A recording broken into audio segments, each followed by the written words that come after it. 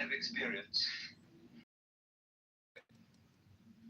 And the whole art of poetry is to say what can't be said. So every poet, every artist feels to the end of his work that there's something absolutely essential that was left out. So Zen has always described,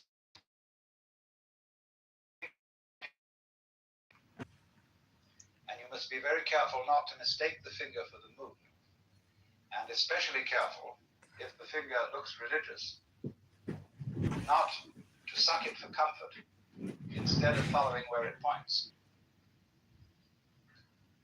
In the Sanskrit saying that we were discussing in the first of these seminars, Tat Tvamasi, that art thou, Zen is concerned with that.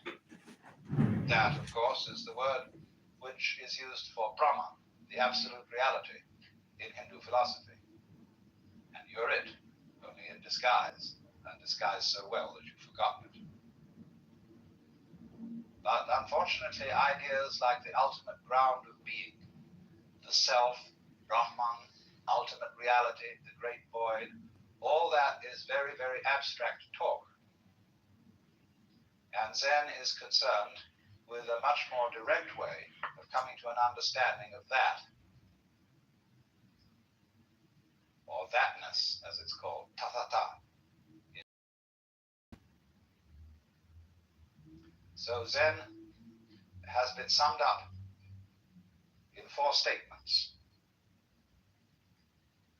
A direct transmission outside scriptures and apart from tradition. No dependence on words and letters. Direct pointing to the human mind and seeing into one's own nature and becoming Buddha. That is, becoming enlightened, awakened from the normal hypnosis under which almost all of us go round like somnambules. It's extraordinary how much interest has existed in Zen in the United States, especially in the years since the war with Japan. And naturally, I've often meditated on the reasons for this interest. I think, first of all, the appeal of Zen lies in its unusual quality of humor. Religions aren't, as a rule, humorous in any way. Religions are serious. And when one looks at Zen art and reads Zen stories, it is quite apparent that something is going on here which isn't serious in the ordinary sense, however sincere it may be. The next thing I think that has appealed to Westerners is that Zen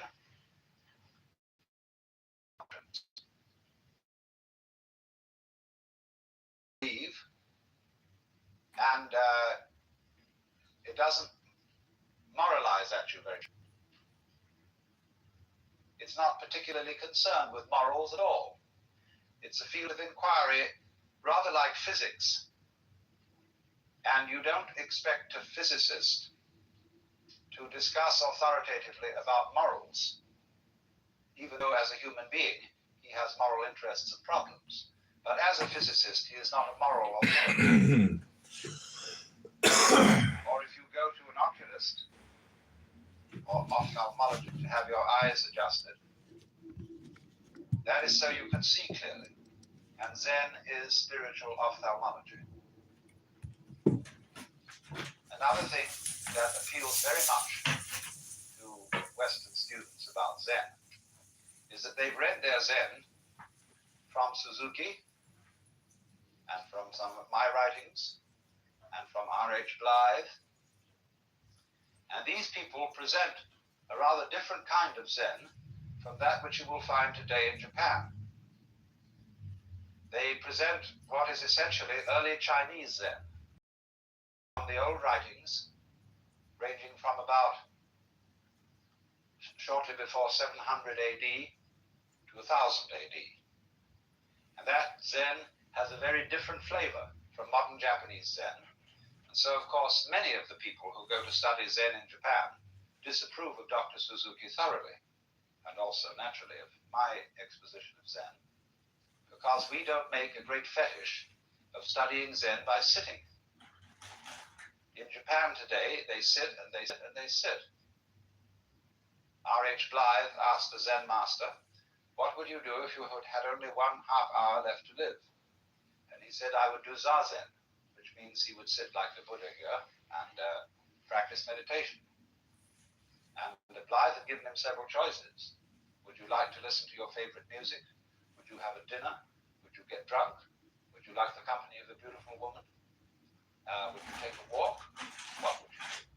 Or would you just go on with your daily business as if nothing was going to happen? In other words, would you wind up your watch? So he was very disappointed in his answer. And he said, sitting is only one way of doing Zen. Buddhism speaks of the 4 dignities of man: walking, standing, sitting, and lying. And so Zazen is simply the Japanese word for sitting Zen. There must also be walking Zen, standing Zen, and lying Zen. You should know, for example, how to sleep in a Zen way. That means to sleep thoroughly. Zen has been described as when hungry eat, when tired sleep. And when the student got that description, he said, well, doesn't everybody do that? And the master said they don't. They don't just eat, but think of 10,000 things. When tired, they don't just sleep, but dream innumerable dreams. So in a sense, this sounds like the old Western truism. Whatever your hand finds to do, do it with all your might. But that's not the same thing as Zen. A lot of people like to see if they could sum up Zen in that way. In the Latin motto of the school I used to go to in England, agedum agis, act when you act, or while you act. There's a famous story which beautifully illustrates the current relationships between East and West. Paul Reps, who wrote, or rather drew, a lovely book called Zen Telegrams, once asked a Zen master to sum up Buddhism in one phrase. And he said, don't act, but act. So Reps was simply delighted, because he thought the master had said, don't act, but act.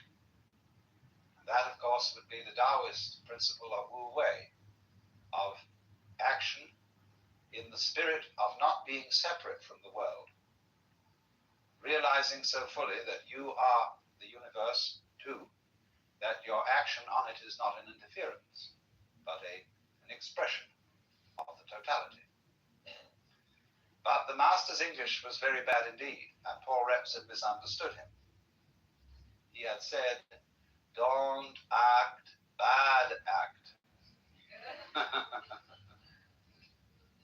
And that is the sort of attitude that all clergy develop over the centuries. You know how it is when you go to church. You do. So often the sermon boils down to, my dear people, you ought to be good. Everybody knows that. Everybody knows how. What good is. Now, the fascination of Zen in the West is that it promises a sudden insight into something that was always supposed to take years and years and years and years. The psychoanalysts, if you're mixed up, they tell you the troubles you got yourself into over all these years can't be undone in a day. Therefore, it will take many, many sessions, maybe twice a week for several years for you to get straightened out. Christians say that if you embark on a path of spiritual discipline, you get yourself a spiritual director and submit yourself to the will of God, may not get into the high states of continuous prayer for very many. The Hindus, the Vedanta Society people, Buddhists also say will require many long years of meditation, very hard concentration, very difficult practice, and stern discipline. Then maybe you will make enough progress in this life to become a monk in your next life. Then you'll make enough progress to enter some of the preliminary stages leading to Buddhism, but it's all likely to take you many, many incarnations. But when this artist Hasegawa was asked, how does one see into Zen?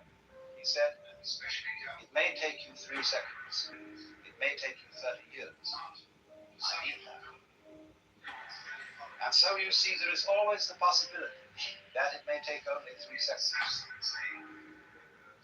Zen literature abounds with stories, you see, in which there's a dialogue, or what is called in Japanese mondo, which means question answer, between the Zen teacher and his student. And these dialogues are fascinatingly incomprehensible. But it always seems to be that the end of this swift interchange, the student gets the point. Sometimes he doesn't. I gave a book of these dialogues once to a friend of mine who was deeply interested in Eastern philosophy. He said, I haven't understood a word of it, but it's cheered me up enormously.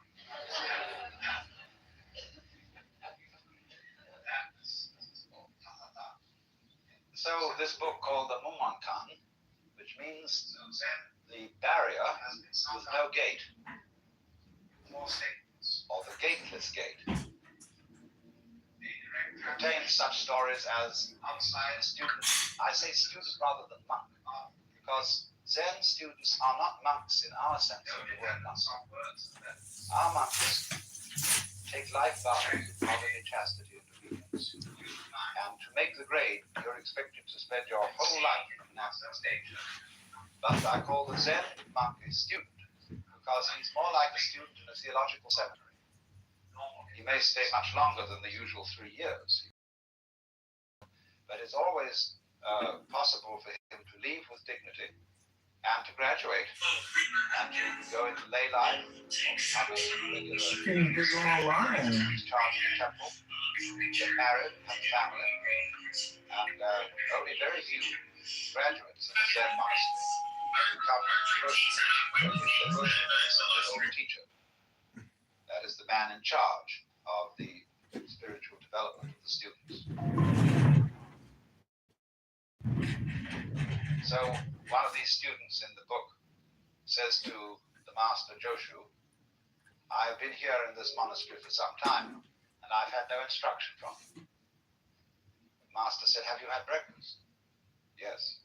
Then go wash your bowl. And the monk was awakened. Now you may think that the moral of this story is do the work that's nearest, though it's dull at whiles, helping when you meet them, lame dogs over stiles.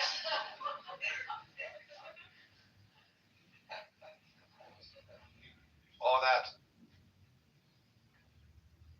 the bowl might be a symbol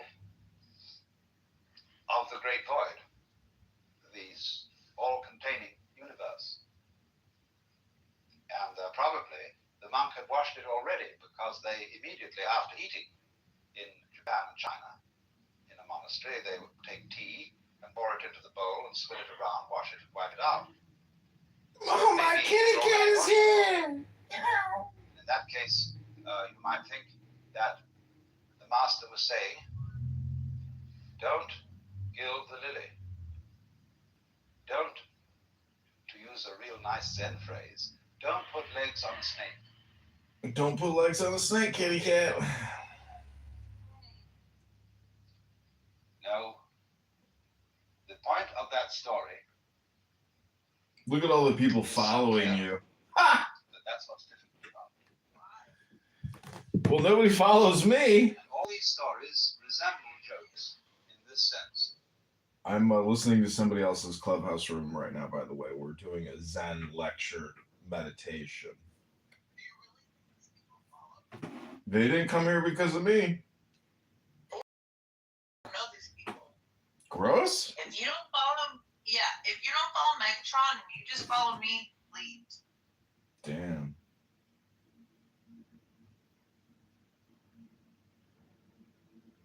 Well, PRMGW, you don't have anything to say. You wanted to come up. What do you have to say? And Shakuri down there. What? Good evening to everyone. Hello, hello. Yes, good evening to everyone. Mm-hmm. And what about that Shakuri down there? What's up with you, guy? You just follow me around or something? That's We not all get cool. through, but not the tail. How is it that the tail can't get You through? either follow Megatron. Nobody could answer this. Another story tells of a certain master called Bajan, who was so good that he had hundreds of students, and they couldn't all be housed in one monastery. So he had to find one of the students who could also be a master. And so he arranged a test. He put down a pitcher in front of them all and said, without making an assertion or without making a denial, tell me, what is this? And the senior monk said it couldn't be called a piece of wood. The teacher didn't accept this answer. But the monastery cook came forward and kicked the pitcher over and walked away. And he got the job. And the commentator remarks, maybe he wasn't so smart after all, for he gave up an easy job for a difficult one.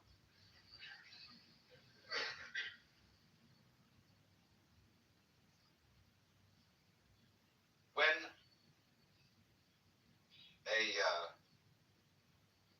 an inquirer about Zen came to a master, they often, they approach the Zen master with a kind of key question. What is the fundamental principle of Buddhism? Or why did the bearded barbarian come from the West? Because Zen is supposed to have been brought into China by a Hindu named Bodhidharma. Bodhidharma is always represented as having a huge bushy beard, very fierce eyes. Now, Bodhidharma always insisted that he had nothing to teach. And so, why did he come? I was doing all the pimp shit. That's fundamental questions.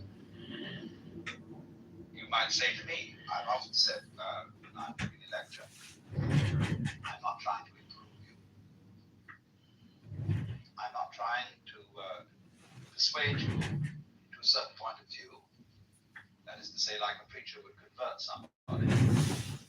Okay, fact, Kitty, are you I there? have nothing to tell you at all. Kitty, are you there? An avid worshiper of Jupiter.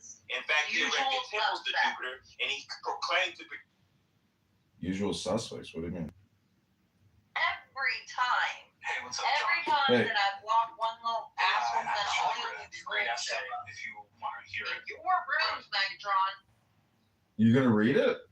Yeah. Okay, go ahead, read it. So it's called the American Diner Gothic. In the 2020s. Wait, how long is this gonna be? Like 15 minutes. Okay, go ahead.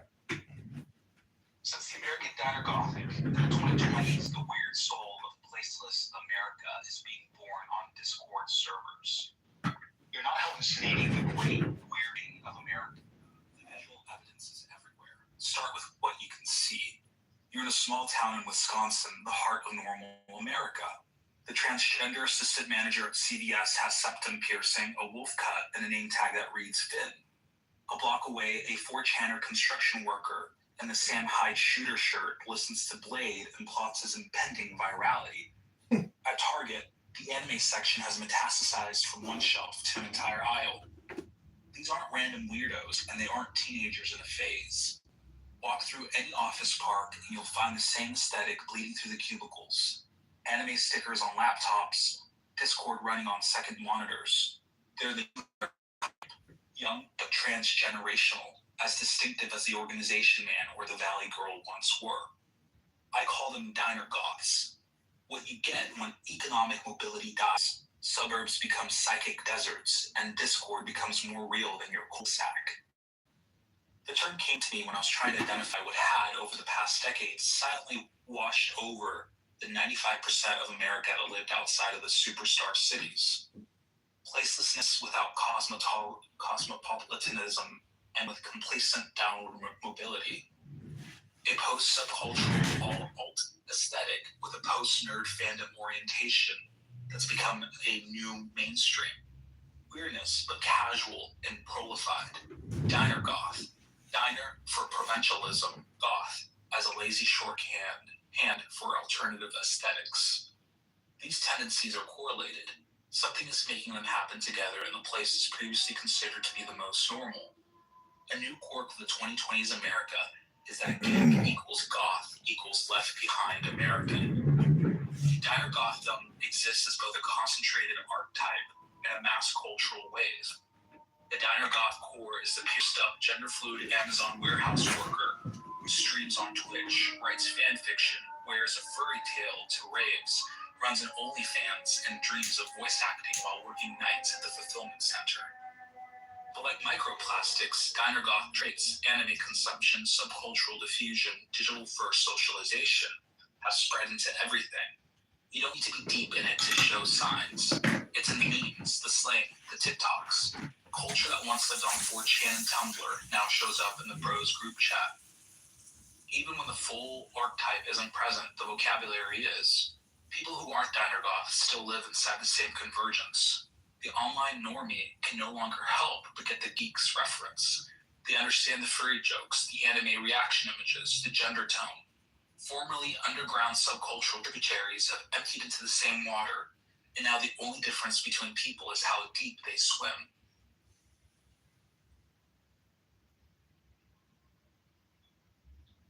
Why is this happening? The diner goth is made possible by two things: American stagnation and the breakdown of barriers. Economics tells the story. Roughly half of 18 to 29-year-olds now live with their parents, numbers not seen since the Great Depression. But what has recently changed is that nobody is ashamed. This isn't a temporary, but embarrassing wait for recovery. It's the new normal. Gen Z home ownership sits well below that of prior generations. At age 27, only 33% of Zoomers own homes compared to 38% of Gen Xers and 41% of Boomers when they were the same age. Each generation slides further from the American dream, and they've stopped pretending to climb. 64% of Gen Z say they prioritize peace of mind over wealth accumulation. Of course they do. When a one-bedroom costs 70% of your income, when your student debt payments are higher than your parents' mortgage, when every job is temporarily permanent, what exactly are you supposed to accumulate? The economic race is over, and normal Americans lost. The diner goth looks at this and makes the only rational choice: stop trying to win. Meanwhile, the places they're stuck in are becoming indistinguishable. Regional culture is disappearing among American youth.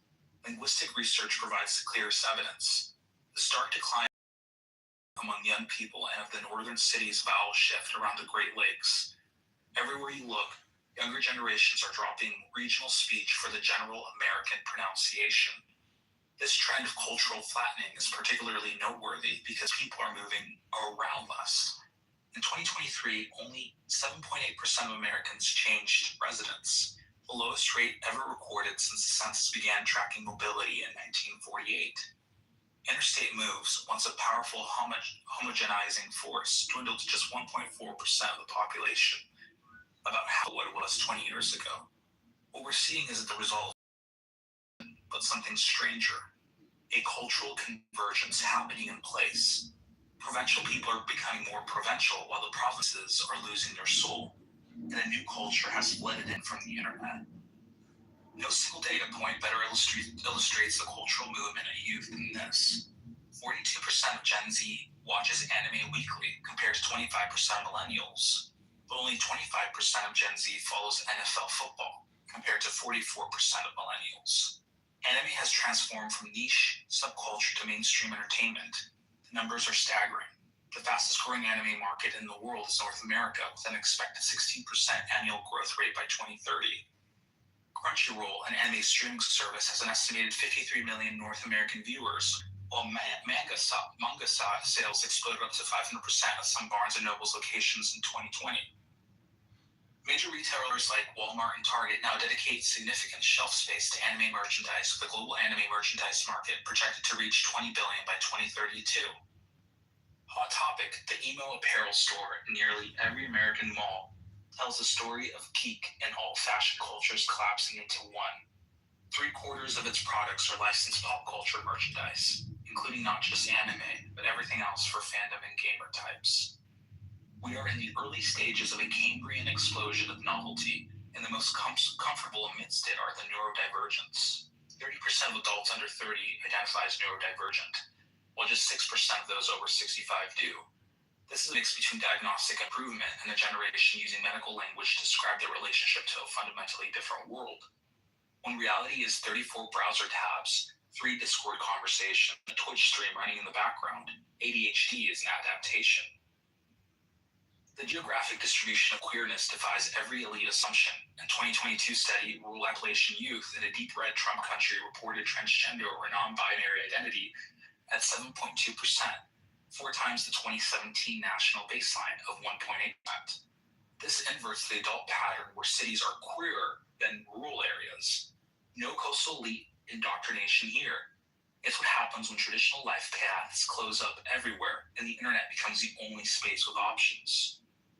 The story tying together all the threads of this great weirding is the economic precarity creates alternative success metrics, which is why you don't easily find diner goth tendencies among the strivers in San Francisco and New York City. The new economic subject for the rest of America, online possibility. Playing the internet lottery and trying to build a following for your stream. You can meet anyone online. You can join any community. You can create anything from anywhere and get cozy glory from it. The diner goth conditions not just the proliferation of anime or queerness or all aesthetics, but the creative empowerment of the masses. This is the story of the collapse of the middle class consensus. The story goes like this. The great stagnation desacralizes local America through the homogeneous efficiency machine of national private equity, and everything flattens. Gen Z is disinherited by boomer policy that culminates but never crests, rationing the good life and generational warfare. Regional accents and identities and cultures are vanishing. Liquid internet flows into this void as a mass vision event. The mythic power of fandom and content overflowing from and washing over millions of minds in placeless America. The new soul of a soulless world. Subcultures and nerd cultures disappear into simple culture, self-oblivious and technicolor and sincere in a way that postmodernism could never permit. Instead, a riot of myth in a sphere that bootstraps itself from and then forgets the North American provinces. Aside from the provinces is the Hello Kitty ketamine raver, the dispensary cashier in the corn t-shirt, and the TikTok cosplayer dancing in the parking lot, the VTuber with a day job at suburban office park, the Delta room hyper-fixated, the Tumblr alumnus, the state college theater envy, the alt-pro girl autism. Mall goth aesthetics become Walmart defaults. Subcultures converge into the downwardly mobile mass aesthetic. Anime becomes cool not by assimilating to taste, but by overwhelming it. Queerness leads to sophistication to cradle the urban bohemian elves and masses of the hinterland middle lower classes. The great severance comes in the form of hot parents shrugging at the total queering of their sons and daughters. This is the story of the new Pan-Pennsylvanian, Pan-Floridian, Pacific Northwest provincial cracker. It's the story of the omni-racial anime white trash of the Texas Triangle, the ambiguously emo Arkansas, and the Nintendo Hispanic and the Black Weeaboo. Internet dreamer forced to awaken in the wasteland of reality. It's the emerging ensoulment of Western Massachusetts, not Boston, Buffalo, not Brooklyn, the Inland Empire, not LA. queerness by default is no longer for the grads kid, but for the townie gamer and the hentai hoodie.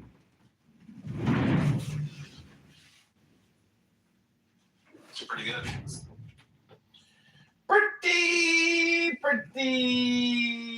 Pretty good. I did something kind of interesting yesterday. I read the Tao Te Ching with my best friend. Even though, Fatima, yeah, I listened to the replay. Like you said something and then she said something else. That was it was what was really interesting about it is I got a lot of like understanding as well from doing it because I was reading it very slowly and even one word at a time. So that was really interesting experience. I'd like to try to do that again. I want to get other girls to do it because I don't want to sit there and read with a guy because that would be, you know, goy. I mean, Gay. Isn't it interesting how goy and gay are just so similar, so close? Even the O itself is close to an A little A.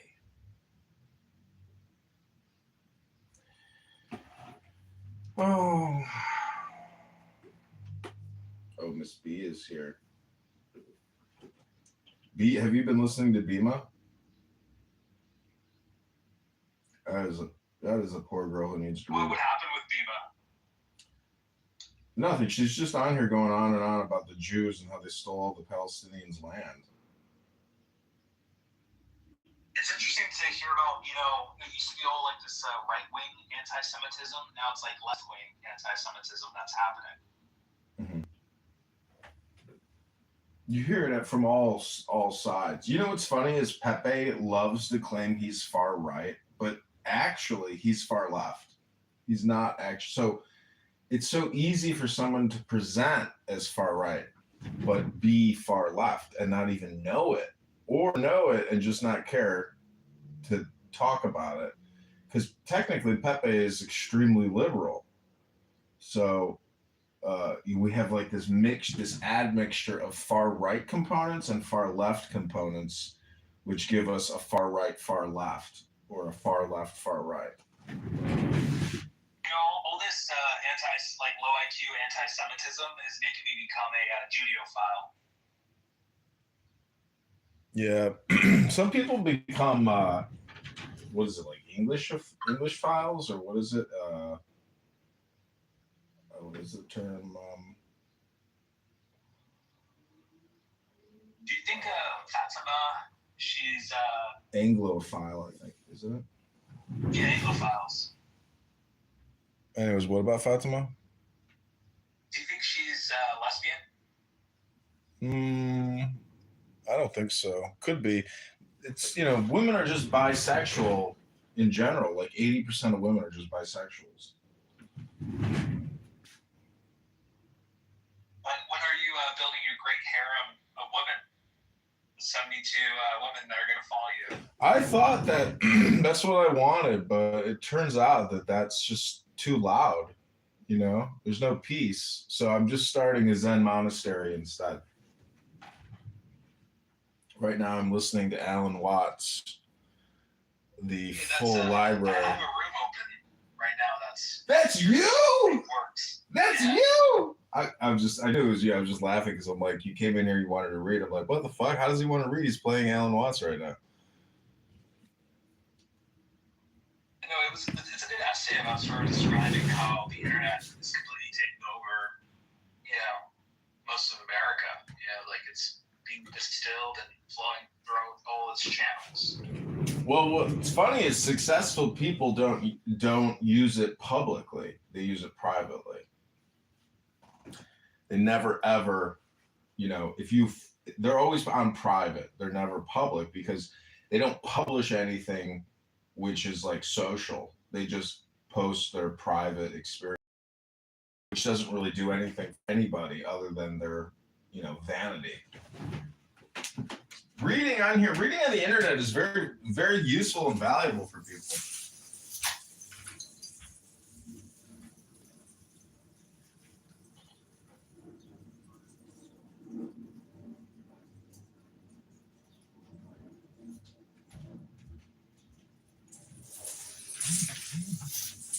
I bought a bunch of Alan Watts books, but when you read Alan Watts versus listening to him lecture, it's just not the same.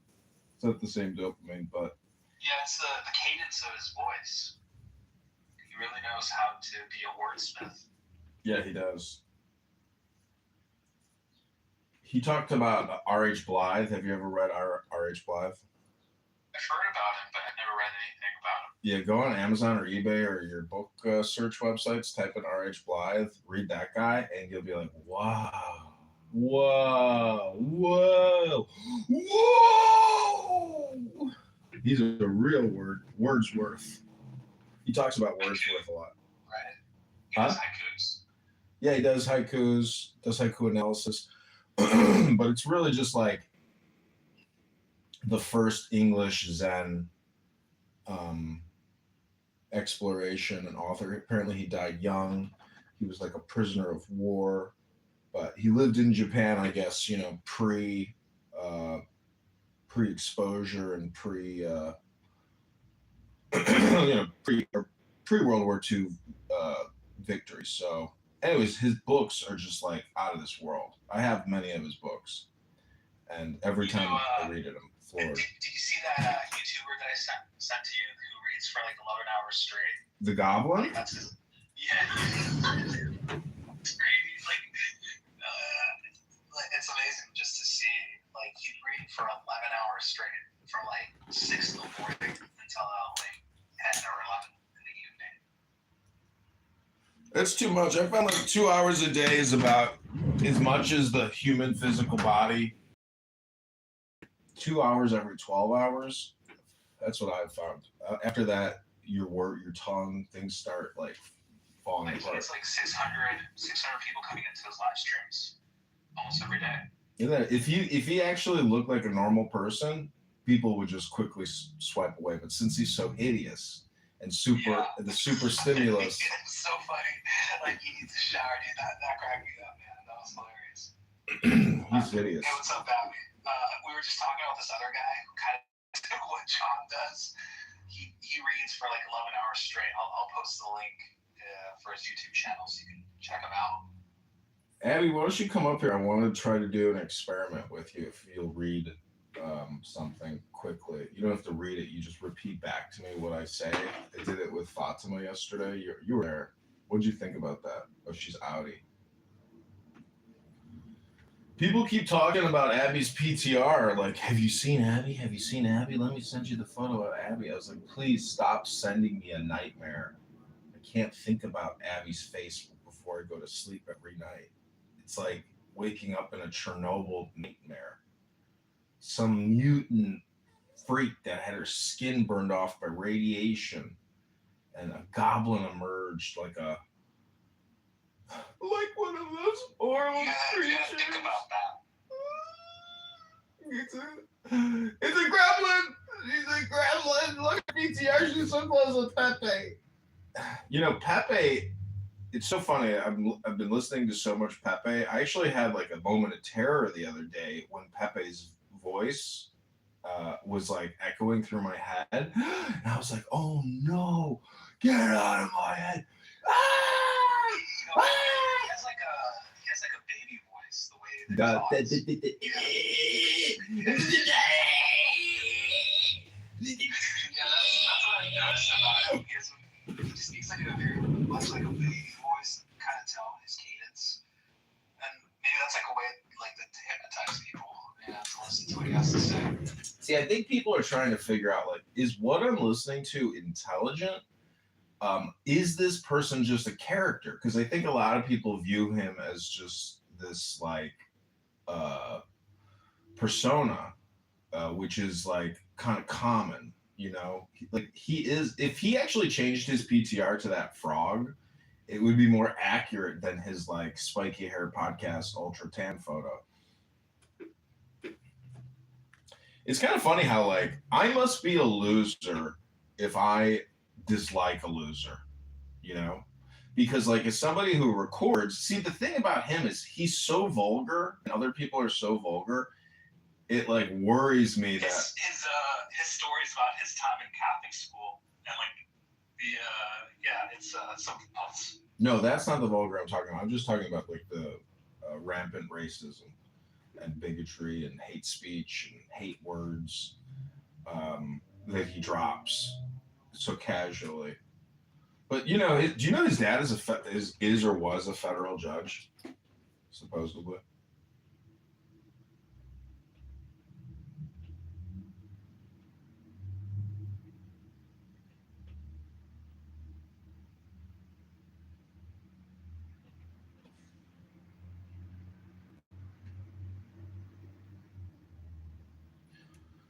Okay, I'm gonna read something. This is Lao Tzu, the Tao Te Ching, the Book of Meaning. I'm just gonna start it at the beginning. This is part one. Tao. The Tao that can be expressed is not the eternal Tao. The name that can be named is not the eternal name. Non existence, I call the beginning of heaven and earth. Existence, I call the mother of individual beings. Therefore, does the direction towards non existence lead to the sight of the miraculous essence? The direction towards existence to the sight of spatial limitations, both are one in origin and different only in name. It is called the secret. The secret's still deeper secret is the gateway through which all miracles emerge.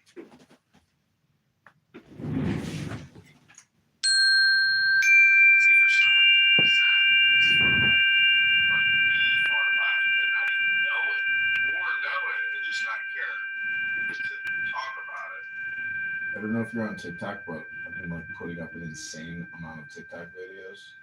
They're just 10-minute live streams from my office.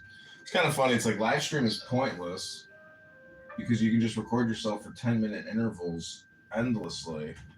What's the point of actually like live streaming unless you're interacting with the person watching you? Otherwise, what's the difference? You know it's live.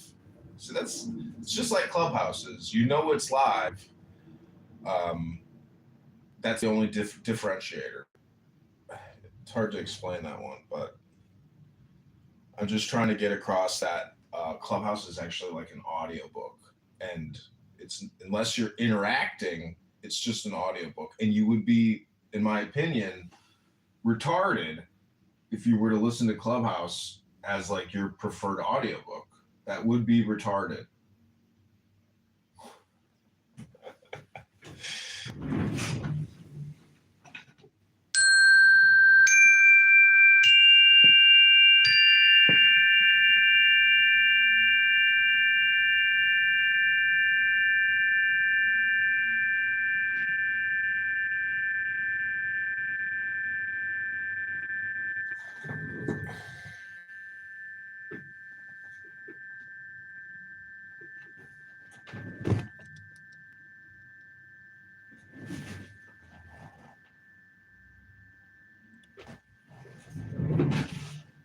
Okay, this is a little more Tao Te Ching for you.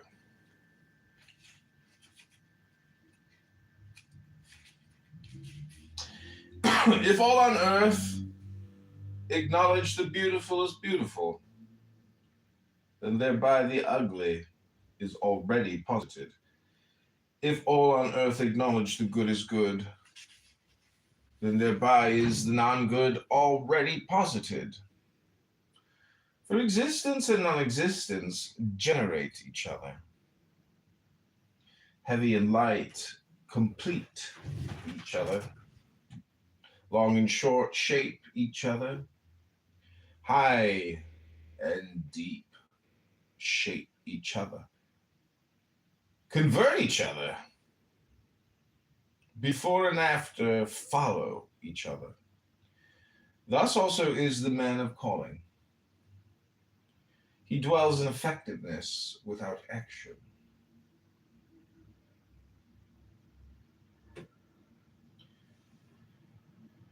He practices teaching without talking.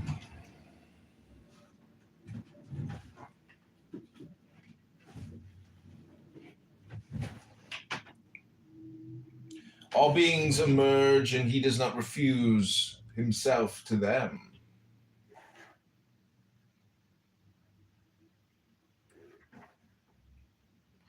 He generates and yet possesses nothing.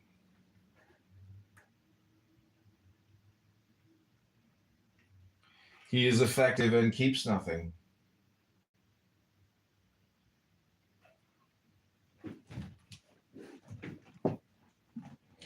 When the work is done,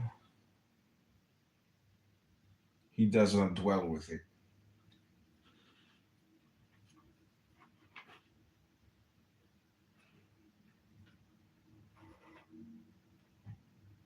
And just because he does not dwell, he remains undeserted. By not preferring the competent, one brings about that people do not call. By not treasuring precious things, one brings about that people do not steal. By not displaying desirable things, one brings about that people's hearts are not confused. Therefore, the man of calling governs thus. He empties their hearts and fills their bellies. He weakens their will and strengthens their bones, brings about what the people remain without knowledge and without wishes. And he takes care that those who know dare not act. He does the non-doing, and thus everything falls into its place. Tao is forever flowing, and yet it never overflows in its effectiveness. It is an abyss like the ancestor of all things. It mellows their acuity. It dissolves their confusion. It mitigates their brightness. It unites itself with their dust. It is deep and yet as real. Do not know whose son it is. It seems to be earlier than God. Heaven and earth are not benevolent. To them, men are like straw dogs, destined for sacrifice. The man of calling is not benevolent. To him, men are like straw dogs, destined for sacrifice. The space between heaven and earth is like flute.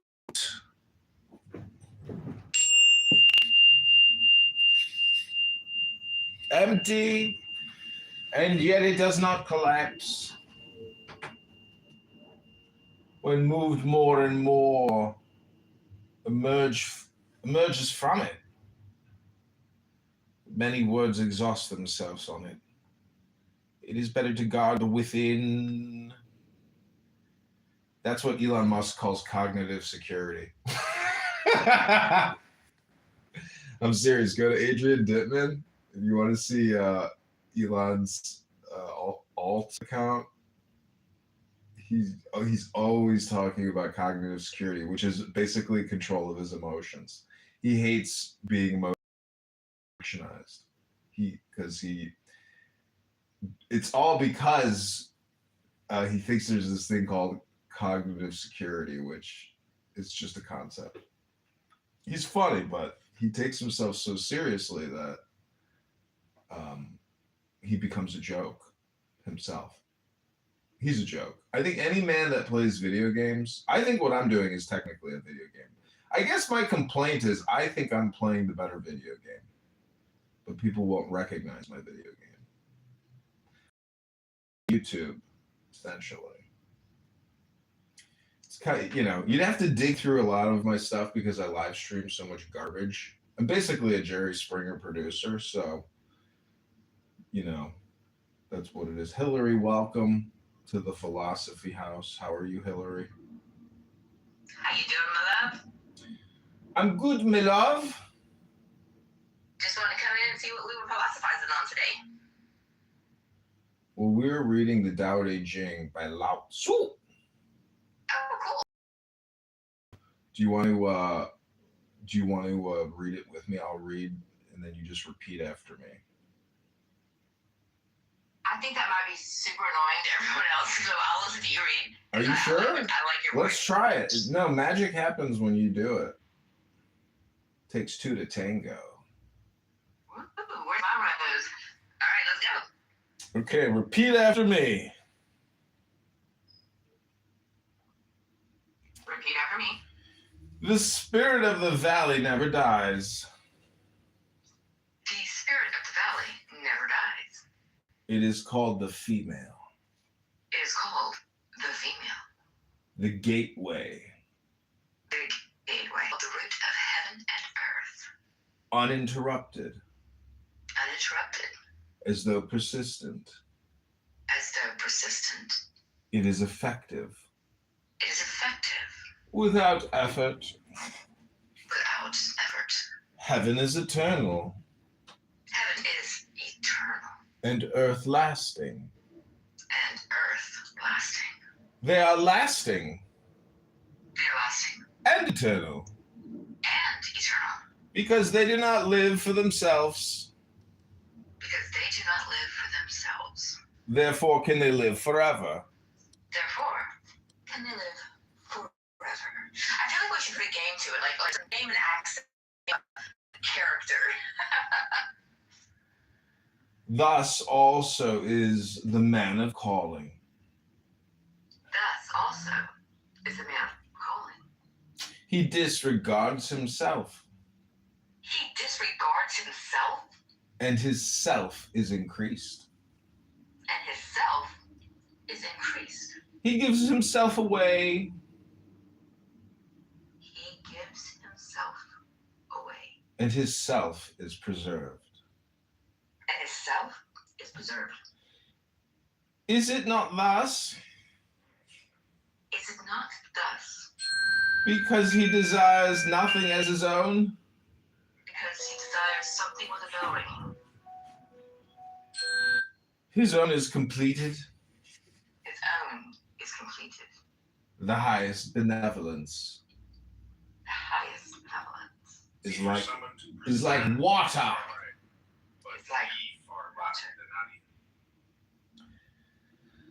The benevolence of water The benevolence of water is to benefit all beings without strife. is to benefit all beings without strife. It dwells in places which man despises. It dwells in places which man despises. Therefore, it stands close to Tao. It stands close to death. Shows itself in depth. In thinking, benevolence shows itself in depth. In giving, benevolence shows itself in love. In giving, benevolence shows itself in love. In speech, benevolence shows itself in truth. In speech, benevolence shows itself in truth. In ruling, benevolence shows itself in order. In ruling, benevolence shows itself in order. In working, benevolence shows itself in competence. In working, benevolence shows itself in competence. In movement, benevolence shows itself in timing. In movement, benevolence shows itself in timing. He who does not assert himself thereby remains free of blame. He who does not assert himself, therefore, remains free of blame. To hold on to something, To hold on to something, and thereby make it overflow. and thereby make it overflow. This is not worthwhile. This is not worthwhile. To make use of something and still keep it sharp. To make use of something and still keep it sharp. This cannot be sustained for long. This cannot be sustained for long. A palace full of gold and diamonds. A palace full of gold and diamonds. Nobody can perfect. Nobody can perfect. Nobody can protect. Nobody can protect. To be rich and titled and arrogant into the bargain. To be rich, entitled, and arrogant into the bargain. This in itself attracts misfortune. This in itself attracts misfortune. When the work is done, it is time to withdraw. When the work is done, it is time to withdraw. This is the Tao of heaven. This is the Tao of heaven. Can you educate your soul so that it encompasses the one without dispersing itself? Can you, I'm also looking at things that are, can you educate your soul so that, repeat the last one, I'm sorry. Can you educate your soul Can you educate your soul so that it encompasses the one so that it encompasses the one without dispersing itself? without dispersing itself? Can you make your strength unitary Can you make your strength unitary and achieve that softness and achieve that softness that makes you like a little child? that makes you like a little child? Can you cleanse your secret seeing Can you cleanse your secret seeing so that it becomes free of stain? so that it becomes free of stain? Can you love men and rule the state Can you love men and rule the state so that you remain without knowledge? so that you remain without knowledge? Can you, when the gates of heaven open and close, Can you, when the gates of heaven be like the open female, and close, bird? be like the female bird?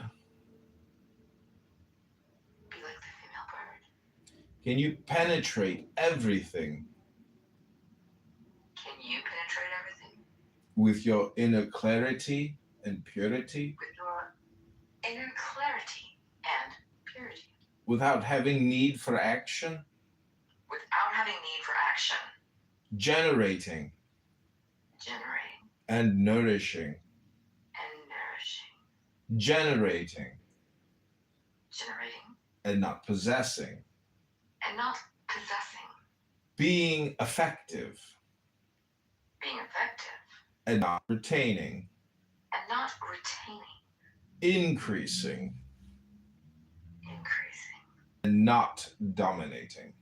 and not dominating. This is the secret life. This is the secret life. 30 spokes surround the hub 30 spokes around the hub. in the nothingness Into the nothingness consists the carriage's effectiveness. consists the carriage's effectiveness. And Nick, I don't know. One hollows the clay One hollows the clay and shapes it into pots. and shapes it into pots. It is nothingness. It is nothingness. Consists the pot's effectiveness. Consists the pot's effectiveness. One cuts out doors and windows One cuts out doors and windows to make a clubhouse room. to make a clubhouse room. In their nothingness In the nothingness consists the clubhouse room's effectiveness. consists the clubhouse room's effectiveness. Therefore, Therefore, what exists what What exists? Serves for possession. Serves for possession. What does not exist? What does not exist? Serves for effectiveness. Serves for effectiveness. The five Dun, colors. dun, dun. The five colors. The five Blind men's eyes. blind men's eyes. The five tones. The five tones. Deafen men's ears. Deafen men's ears. The five flavors. The five flavors. Spoil men's palates. Boil men's palates. Running and chasing. Running and chasing. Make men's hearts mad. Men's hearts mad. Rare goods. Rare goods. Confused men's ways. Confuse men's ways. Therefore, Therefore, the man and woman of Clubhouse the man and woman of Clubhouse works for the body's needs, works for the body's needs. not for the eyes. Not for the eyes. He removes the other He removes the other and takes this. and takes this. Grace Grace is as shameful as fright. is as shameful as fright. Honor Honor is a great evil, is a great evil. like the persona. Like the persona. What does this mean? What does this mean? Grace is as shameful as a fright. Grace is as shameful as a fright. Grace is something inferior. Grace is something inferior. One attains it, One obtains it and one is as if frightened. if one is as frightened. This is what is meant by This is what is meant by grace is as shameful as fright. grace is as shameful as fright. What does this mean? All right, I'm gonna have to hand it over to you. That's about as much as I can do right now. Okay, But I adore and love you, and this was fun, and I'm gonna go back and listen to it great and words. figure out what the hell I just said. All right, so I would encourage you to just take the deepest breath of the day. Hold it for 10 seconds. You're hitting a joint right now, aren't you?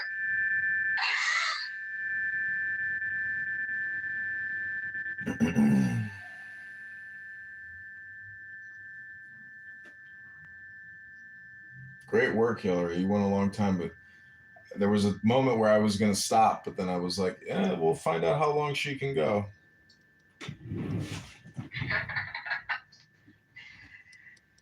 Well, so I want to. We've got a podcast launching on the 1st, and have some openings towards the 22nd of April.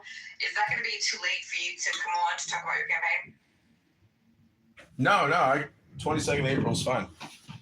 Because Perfect. the Okay, election is February next year, 27. Oh, okay, cool. Well, then I can have you on a few more times then. Awesome. Is there anybody in Chicago that you? Because we're having 3 guests doing just kind of a roundtable discussion about just shit. But so is there anybody in Chicago that you would be interested in seeing if I can get on the show with you? Maybe my friend Jerry Max. Springer earlier, right? My friend Max probably would join us. I meant like celebrities or other politicians. Yeah, this guy's a My former. producer's got like really good connections. This guy's a. Oh, I see what you're saying. I don't know. Anybody, any celebrity in Chicago would be cool. I mean, I just can't think of I one did off my the top of my internship head. at the Jenny Jones show there in Chicago. Jenny Jones. We were right across the hall from Jerry Springer. I saw a clip of a Jerry Springer episode the other day, and it was like 3 white kids and this redheaded white girl was like, "We hate N-words and we want them out of our community." Something like that. I was like, "What the fuck?" And it was titled "The Most Controversial Jerry Springer Episode of All Time." So I would love to see that full episode. Part of my job was to send faxes to strip clubs, saying, if do you have any family trauma or not trauma, we use that word, but do you have any family drama or anything that would make a good story, any kind of abusive situation. I mean, it was really, really crass, but we sent it by fax to every strip club in America. And we asked them to put it up in their dressing rooms. Mm-hmm. And the calls that we would get from that were, and my job was basically, no matter what your story was, you could have no story. My job was to inflate whatever little grain of sand you gave me and to make it into, fit it into whatever category. And all you got in return for ruining your life on our show was a free trip to Chicago. We didn't even get you a good hotel. You stayed at the Days Inn. Damn. But we did take you to dinner. Oh, well, just one dinner? Yeah, one dinner, and it wasn't even good food. We took you to Outback or some shit, and then we would bring you to where I used to work nights over at Excalibur. So we would bring you over to Excalibur and $20 drink, stipend, and hope that you were too hungover for the show the next day. Oh wow. That's pretty cool, though. I mean, the thing is, at least you got that little clip, because the thing is, some of those people are probably trolls, they know that they're being exploited, but they're just like. Oh, most of them. That's why all we needed was a grain of sand, just a little tiny grain of sand, and then we would basically tell you who you were. There are so many episodes that I was on, where with because I have one of those faces that I look like somebody so I can blend and morph a lot. And if you look at go through my Instagram, look at my pictures, it looks like a different person almost every time, because I have that look. And so they put me, I was a stripper, I was a geek to chic. They would always, stick as interns in different slots in there to just to hype up the crowd. So we were usually the first act was real. The second act was usually, at a hired actor or a local or an intern. And then the closing act was always real. But we really inflated their stories. We bumped their heads up a lot. God, it was evil work. Yeah, but and people did it all for that free trip to Chicago. It's just such an interesting, I guess, if you were to compare the internet to television from the 80s and 90s, the television really was our internet at the time. It was our collective consciousness put into art. Everyone was participating, but there was no feedback or cross communication. So the internet is really interesting. I think we've perfected mind control, because technically television is a mind control technology, and that one way mind control is now completely turned upside down. So people are now eating the roots, they're not eating the leaves. And I don't know, it's 2026. I would say by 2030 things start rapidly changing for, maybe for the better, maybe for the worse. It just depends on your position. You're right.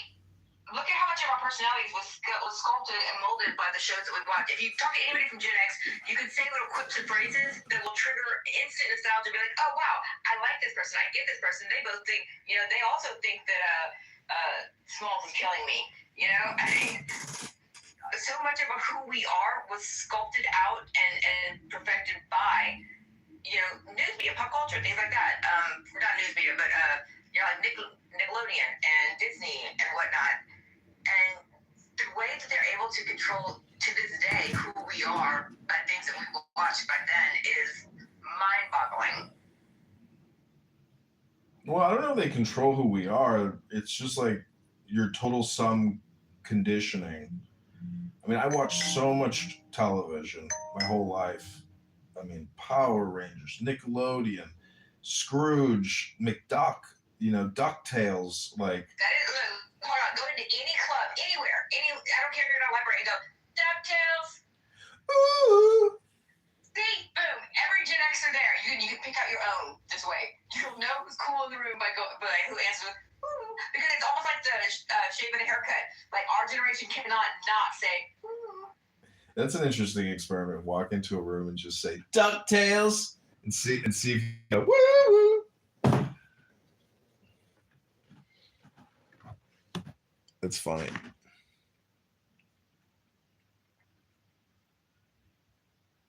Although, I mean, so many of our fears even were sculpted from what we watched as kids. What we were told is scary. Mm-hmm. Do you have any abnormal fears? Anything that's just like you shouldn't be afraid of as an adult, but you still kind of are?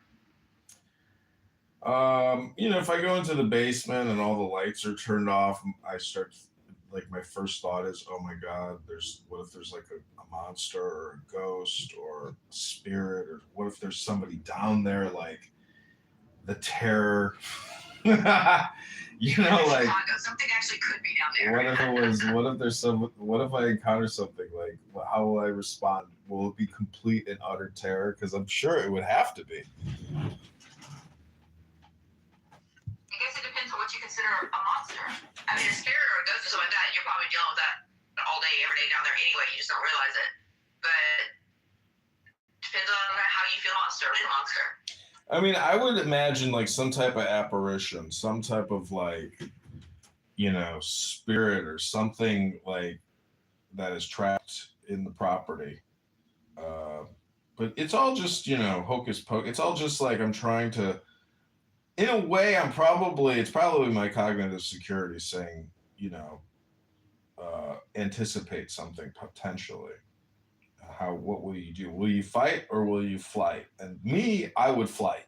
That's what I would do. I would maybe strike, but then flight. I wouldn't stick around for a prolonged battle, if you know what I mean.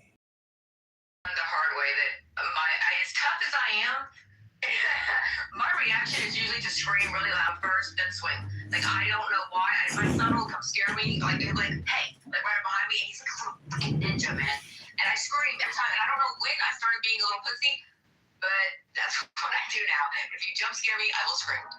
I did that to my mom when I was a kid, and she slugged me in the stomach, and I was like, oh, I'll never do it again. You had it coming.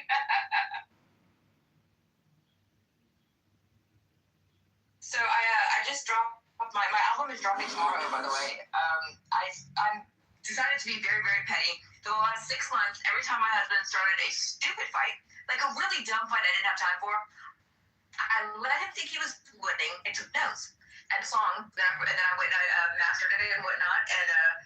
And so I have an album that is all just based on stupid ass fights we had and the retorts I wanted to give at that time. So it's coming out for April Fool's Day. And it's my very long game, petty clapback for him. And it's fucking hilarious. I can't wait for you to hear it. Nice. Have you used DistroKid? That is who I use, yeah. Yeah, I've been uploading there. It takes so long to fucking upload one song. It's like I can only do like one a day. Then I give up. Really?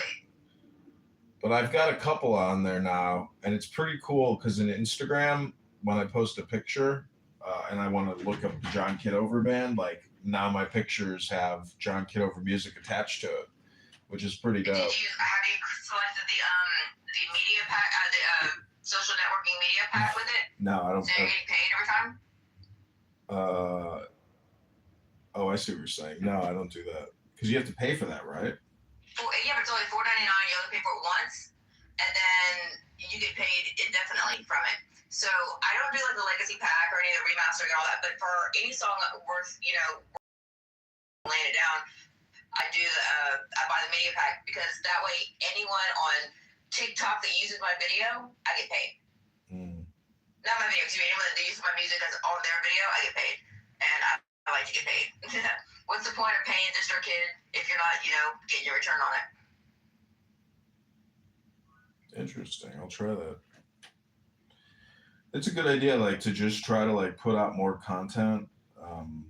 with John Kitover music just to try to make money through music, which I think is very challenging. I mean, I know Well, here's what you need to do. So you've got an extra $40, or actually not even that, probably like $29. Go to Backstage. Now this is the secret sauce I'm giving you here. Go to Backstage, and you're gonna sign up as a casting director, not as an actor. Sign up as a casting director, and then you're gonna put out an ad that says, "I am looking for people to make videos using this song." And just whoever wins, put aside $100. $100 for whoever has the most likes, shares, and views on their video using this wins this prize. And then now you've got millions and millions of hopeful actors out there who are using your content. Whether or not they use it and it's the most wonderful thing in the world, or whether they use it and nobody looks at it at all, you get paid. But also, when people share it from their thing, when other people use it because of that, plus all of the exposure you're getting there, boom, and it costs you almost nothing. And that's something that people like. I don't know. Nobody's tapped into the free services of something like that. And all you got to do is just pay the top person who gets the most views, and there you go. I didn't know this, but because you mentioned Backpage, I looked it up, and the FBI has a Backstage. Big difference. Backstage. Well, I looked up Backpage, and there's a Backpage victim compensation fund, and you can apply to it, and you have to document all your losses. But the FBI will compensate you. Well, I was sex trafficked. I don't know if you know about that, but that's actually how I became retarded. Did not know anything about that. Yeah. I do a lot of volunteer work in Houston. That's why I'm living in Houston, actually. And I work with the Red Thread Movement and a few other places over here, Reform House, places that help get girls out of those situations and help them to either get home or to stay legally in the country. Maybe we should create like a room about Jay Breska and the FBI compensation fund. I think that would be a great room. Who is Jay Breska? I don't know who that is. Oh, he's a former human sex trafficker, rapist, federal criminal on this app who used to hold big rooms in Debate the News. Oh, wait, Jay? You said his name was what? Jay Breska. And he was also a top campaign contributor to my campaign for Congress. That's not Ketchicon, huh? It's Ketchicon, yeah. Okay. My name is Jay Breska. I'm the founder of Ketchicon. Let's catch a con. I'm a con. It takes a con to catch a con. Yeah, but I think he's come full circle from where he was. Not full circle because that would mean he started back over where he was. But no, I don't know. I know the guy and I like him, and I think that he's gone through a lot. He did what he did when he did it, and he's learned from what happened. And I mean, I personally believe that if you, because I was a criminal, I mean, I was a drug addict, I was a drug dealer, and I have got 17 years clean and sober now, and I wouldn't recognize myself. If I walked into a room and met myself from 1999, I would not know who the hell that person was. It's unrecognizable how far I've come from that point. So I think everyone deserves the opportunity to change, but if they don't, then fucking burn them at the stake.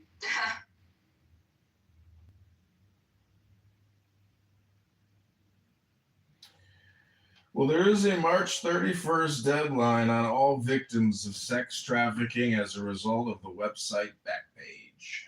So this is the Jay Breska Backpage Compensation Fund, FBI Police Room. Click the link above if you were sex trafficked by Jay Breska and you want compensation now. Click. Oh my God, thank you for posting this. I had no idea I could be compensated for being a prostitute and being a victim of a pimp. Especially if you took an Uber. When do you think the government will issue? Well, see, the government already has a vaccine victim compensation fund. Shut up. Yeah, I don't know if you know that, but it's actually a federal. No, I did not. It's a federal program because COVID-19 is not the first vaccine that has caused massive problems. And so there are many tens of thousands, hundreds of thousands of people that have been compensated from vax injury, not just the COVID-19 vax, but other vaxes which have caused significant injuries. And I looked this up like a year or 2 years ago. It's already out there that the government has that program. So.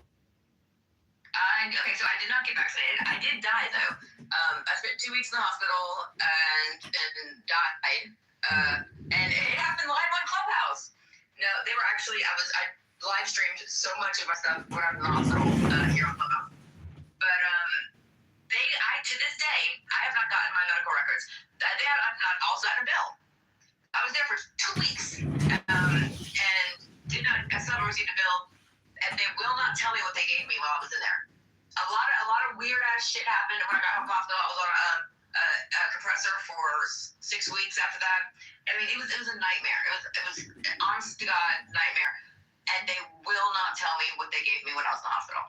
And I've tried to get those records continuously since then, but they haven't billed me, so I don't know.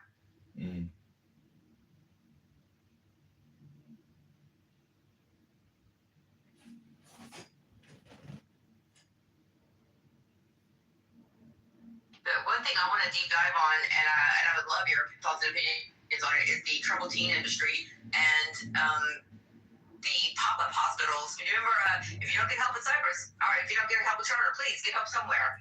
Those commercials. What up, Augustus? Augustus is in a different room. Welcome, Augustus. Hey, what's up, man? Nothing. I'm just chilling here. I was reading a book. What are you doing? I was just working on a painting, and now I'm just chilling with my son. Augustus Jr., the future Emperor of Rome.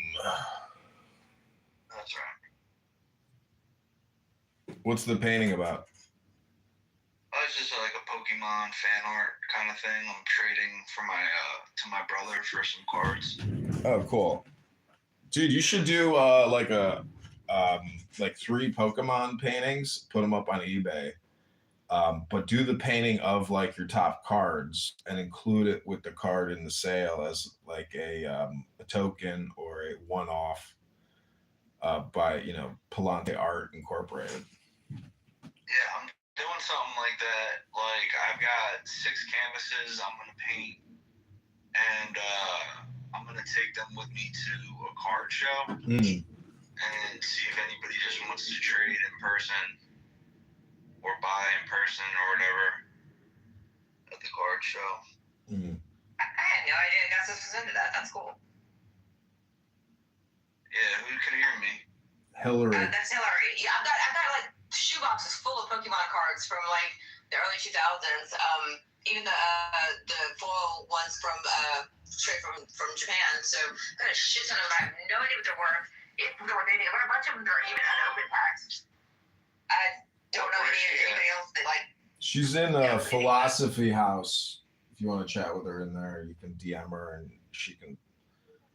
Or if you want to text me, Hillary, I can text Augustus, and you two can coordinate. Hey, he has my number. I think he's got my impression. Oh, well, then just text him. I don't think she's got my number, but I'm not trying to text. I just was wondering, like, how she can hear me.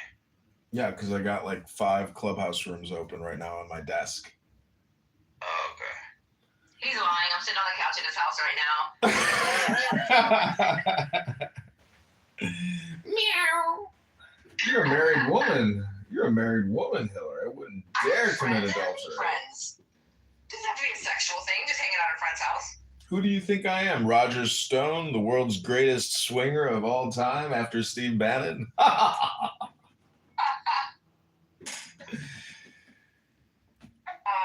I miss Roger. Is that a baby? Oh, you gotta hear. You want to hear my Babyface song from Suno? It is amazing. Yes, I do. I'll create a new one. But if you just use the term babyface as a simple description, Romero. Okay, give me some other keyword prompts associated to a baby. Babyface, baby formula. Crying. Beautiful crying. Dependent. Loving. Oh, We're trying to make the song super hypnotic with no negatives. okay. I'm sorry. Innocence, purity, wonder, hope.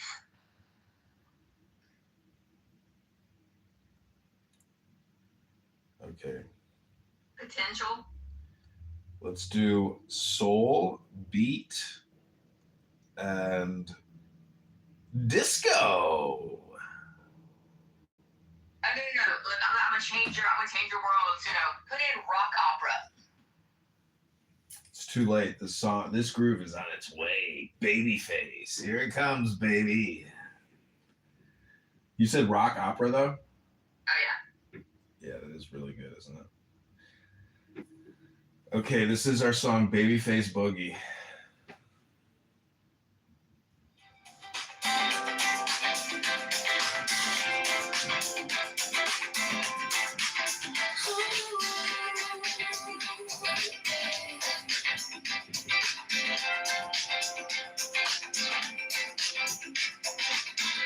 Tiny toes, tiny side, milk on your chin, dream in your eyes. Midnight yawns in a cotton white room. I'm wide awake, just watching you bloom. Baby face, you're my little disco in a quiet place. Every tear, every laugh, every little trace of hope and wonder on your baby face. Baby face, love's been circles at a gentle pace. I see tomorrow in your baby face. My sweet, my love, my grace.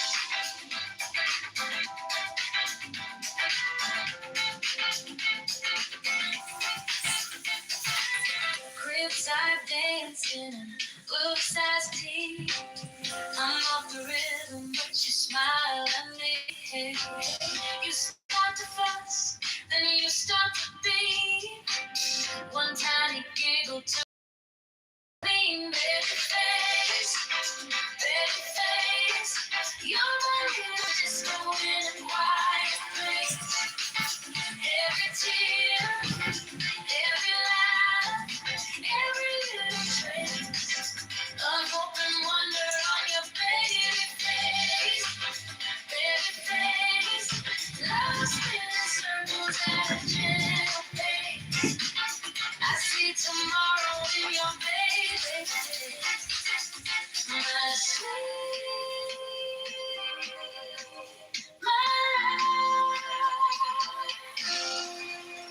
my grace.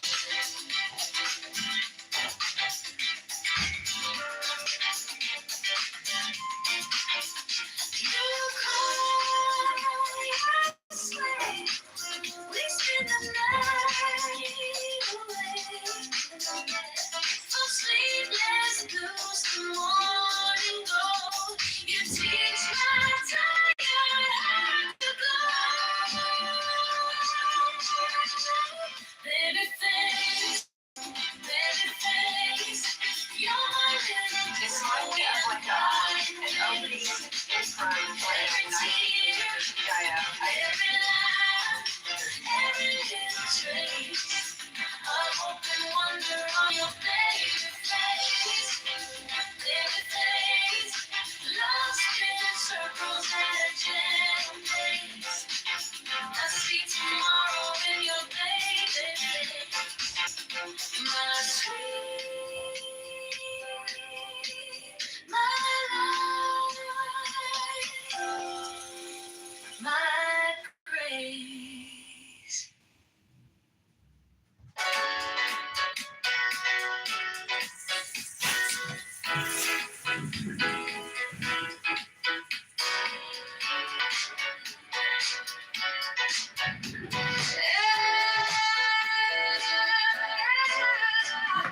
Turn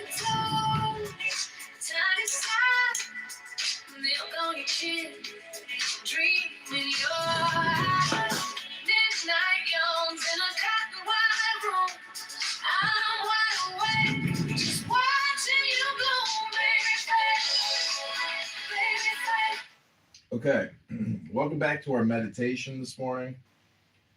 We are meditating on peace, praying for love, praying for justice, praying for the light, praying for charity, because charity is the secret name of the God. Not many people know that. It's very hard to figure that one out, but Also, my favorite day shift stripper. do you think I could be a successful trans stripper? No, but MILFs would love you. Wow. You could totally do one of the guy, dad bod type things. You do yoga, you work out and shit, you look good. Go swing that shit, man. I think everyone should get on that stage at least once. Is there a female? Is there a strip club just for females, just for women? Oh yeah. Well, like Chippendales? There's Lavers here. I don't know what they're. No, I mean I'm sure in Boys Town there's plenty in Chicago. I don't know if it's just for women, but I know there's some in Chicago.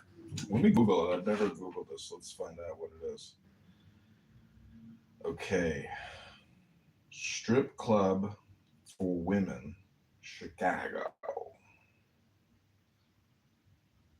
Rick's Cabaret. Rick's, no, I'm stalking Rick's.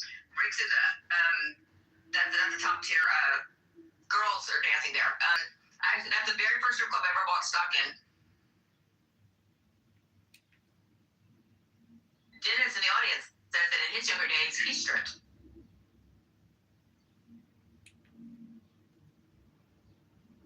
Scores. Bad Boys live mail review. What the fuck? On Ontario opens 7 p.m. Saturday.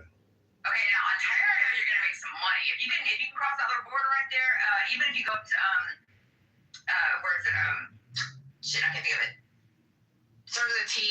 Big Toronto. Sorry, Toronto has some clubs. Those girls there make $3,000 a night easy and don't barely have to do anything. Toronto is like a mecca for strippers. Dude, this is so funny. People are leaving reviews and they said it sucked. Well, yeah, but that costs extra. Oh my god, there's another strip club called Polecats. Never even heard of that one. That's a girls' club. It's a national chain. Damn, Ultimate Ladies Night male strip show. So there's like all these like little secret male strip shows. Yeah. Lucky Horseshoe Lounge. Jesus. That's the one I thought it was. Dancers are so now I gotta ask you, if you got a chance to, have you heard my political rally song? No, you want to play it? Sure. Because I had it on YouTube and I've been promoting it. Let's see what you think. Wait, let me put it on music here. So basically, if you're a woman and you want to see a male strip club, you got to go to a gay bar. That's what it is.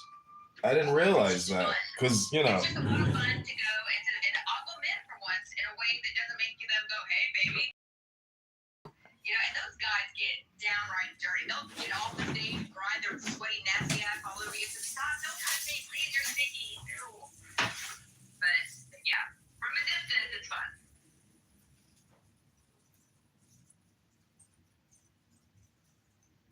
Here is what I was going to look at. So I just asked Google, I seen a picture of the bubble. All right, here we go.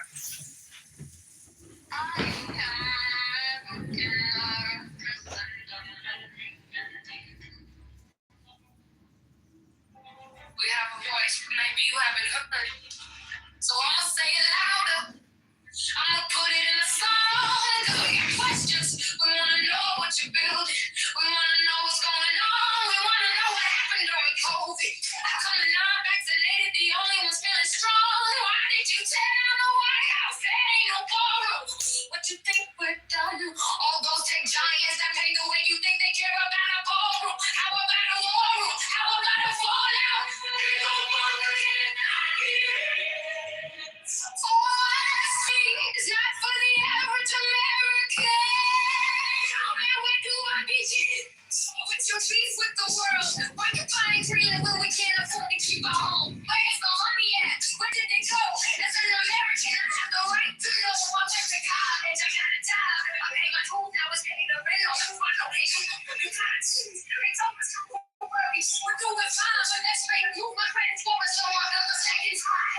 thought I was supposed to do, so now I'm asking why. I should repress you when they be trying to do what you said you do, where the money go. I have a right to know. We are the American people. We are the American people.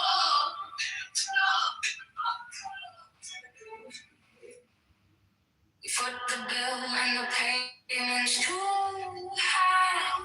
How many more gonna have to die? Our neighbors been kicked out. Our schools have been shot up. Companies are closed down. Homeless cats are going up. Tesco's are going down. Can't stand this roller coaster. With stuff going around.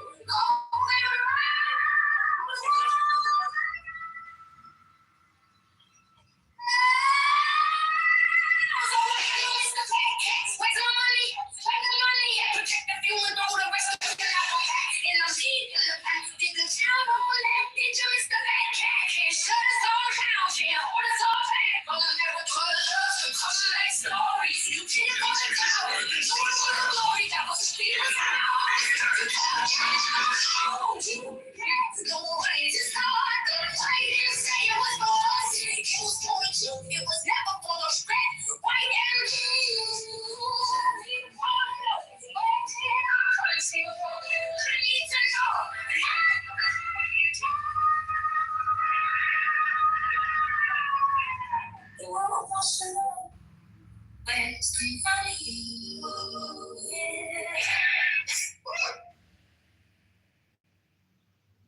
thoughts, opinions? Yeah, it was good, very good. Well, thank you.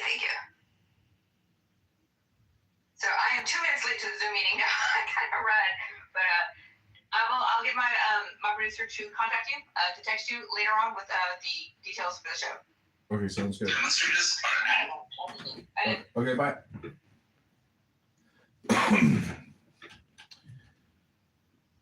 Love and our faith in God. The liberty we treasure, the community we share, the laws we respect, and the peace we pray to keep. That was a Sora video. demonstrators are anti-Islam, even though they hate the IRGC themselves because they're Shia and these guys are Sunni.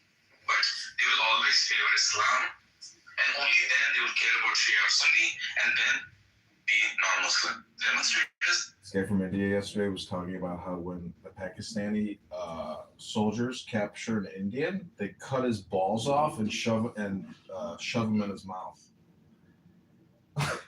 But in India, they give them like a proper burial, put them in, a nice coffin, give the body back. But the Muslim warriors have a way. The pieces on this side of the table represent forces under my command. And these are your men. For example, Oh, I see. Your job doing the battle is attacked from here up to there.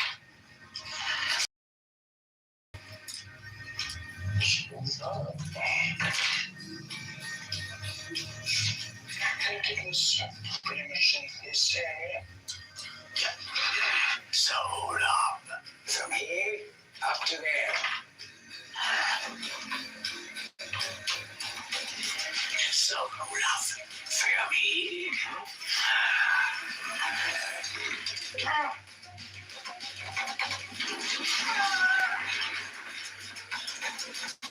Sentries can hold away every ounce of your blood. House! Get out! Not you, love. And not sorry. Lumpy like man. The pieces on this side of the table. There's like this Viking comedy show. The pieces on this side of the table. It's very funny. Because if you think everything is hypnosis and every single clip you watch on YouTube, etc., like your content choice. See, people think hypnosis is like a control, but that's not what hypnosis is. Hypnosis is just content. It's not necessarily a control. It's just it's your preference, basically. And there's just so much funny stuff that people create to hypnotize you to watch it because it's high quality content. And the YouTube algorithm is so smart at delivering a visual to you that knows you'll want to click on it at a much higher level versus targeted content based on former watch history.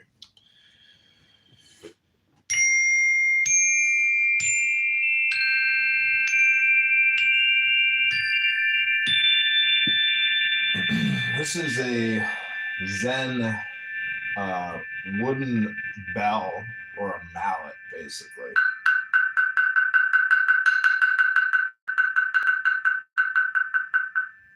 But you can use it for timing. So if you want to take the deepest breath of the day and hold it for 10 seconds, you can do that.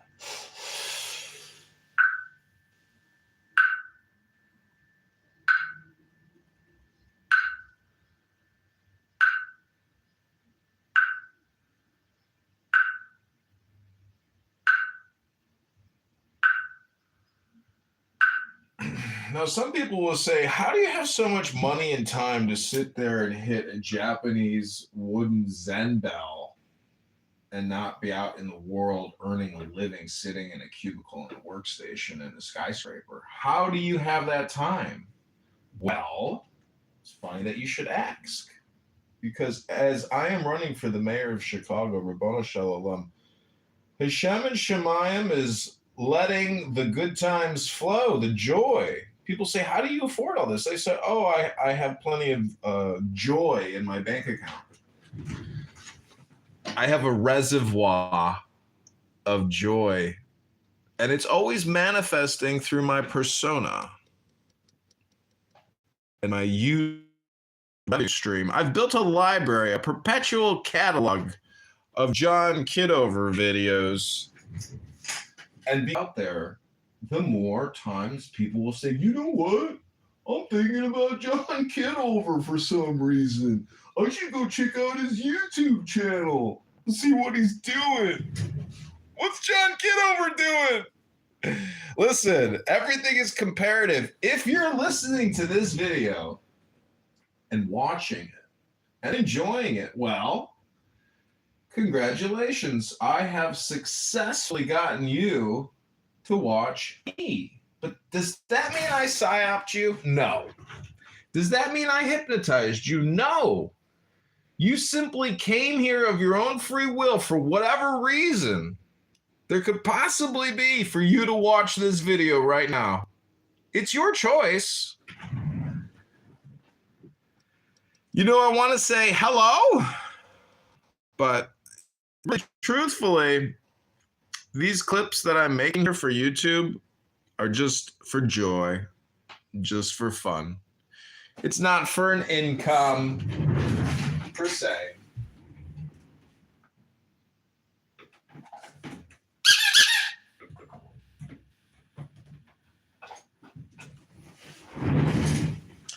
I'd now like to play a little flute song dedicated to my friend Zen, to Alan Watts and R.H. Blythe.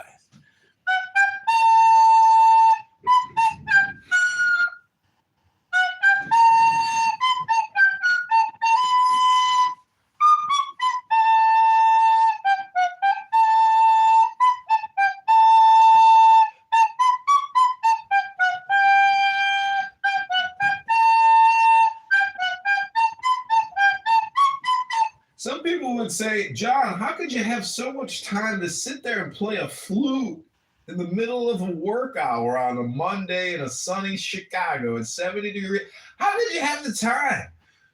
And you know what I like to say? That people would say, you should be out in the streets playing your flute at the train stop, politicking for the mayor of Chicago, making money, raising donations, and getting voters to sign your petition.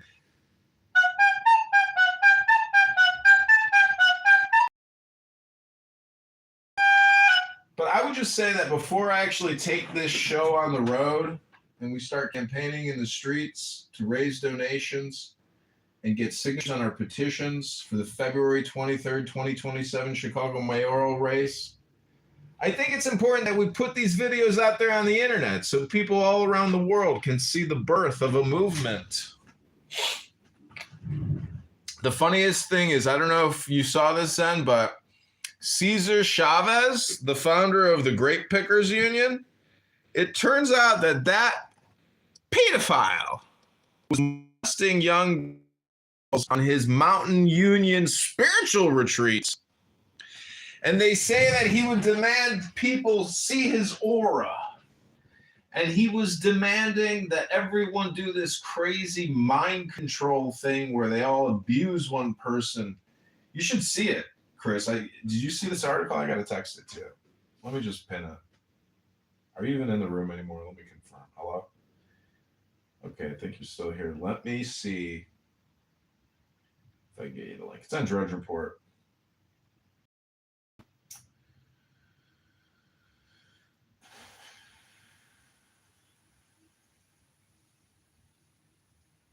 We probably did not want this article to be seen. But also the IRS is now using Palantir to make smarter auditing decisions, which is interesting. I'll post that link as well. But you got to check out the Cesar Chavez article, which condemns him and makes him into like a mental health psychopath because he was raping young girls, people in his union members. Chavez union scandal. Civil rights leader accused of sexual abuse. Yep. Sexual abuse of minors. But the article, which is so crazy because it's all about the mind. Cesar Chavez mind control. Dude, you gotta read this article that came out.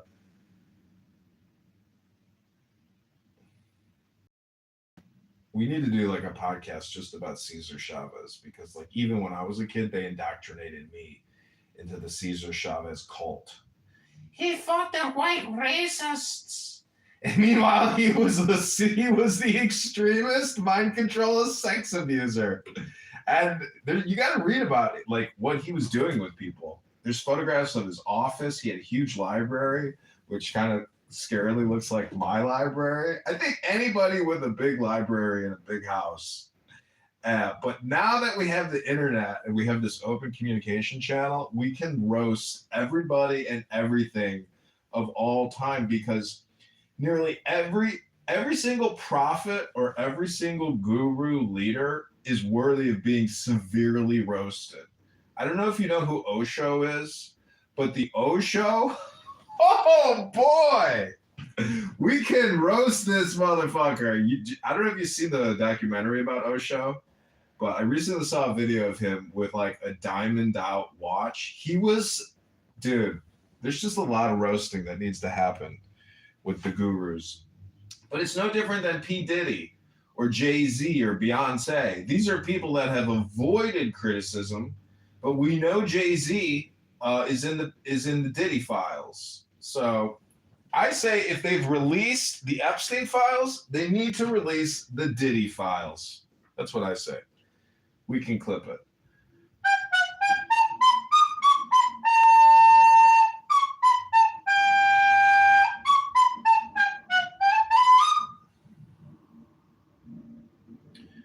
Vote John Kitover for next Chicago mayor. Go to ChicagoMayorVote.com right now. Or ChicagoMayoral.com. Or ChicagoMayorElection.com. Or JohnKitoverChicago.com. Those are all the domain names we have for the campaign at the moment. We are sharing videos on there. And so we've created a whole new batch of AI videos to communicate with the voters of Chicago about the ever-rising property taxes, the water tax, the garbage tax, the sewer tax, the city vehicle sticker tax, the bag tax, the gas tax, the tax. There's a lot more taxes.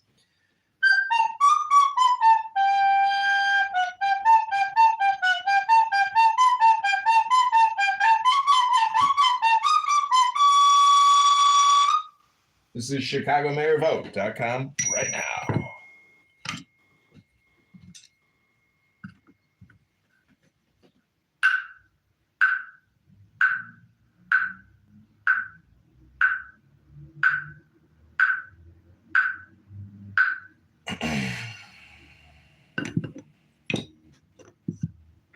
All right, Rabboni Shalom. Want to thank everybody for coming here to my morning podcast. It is so beautiful outside. So excited to go outside and go exercise, to go for a run. Alan Watts makes fun of runners. He says all that clinking and clanking and jarring. He's like, if you run, you should run for the joy of running. And so yesterday when I was running, I was really trying to, I wasn't focused on how far I could run or how fast I could run, but how much joy I could experience as I was galloping and leaping like a horse.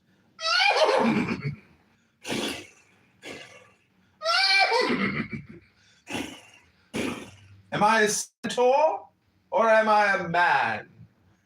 Am I a butterfly dreaming of being a man?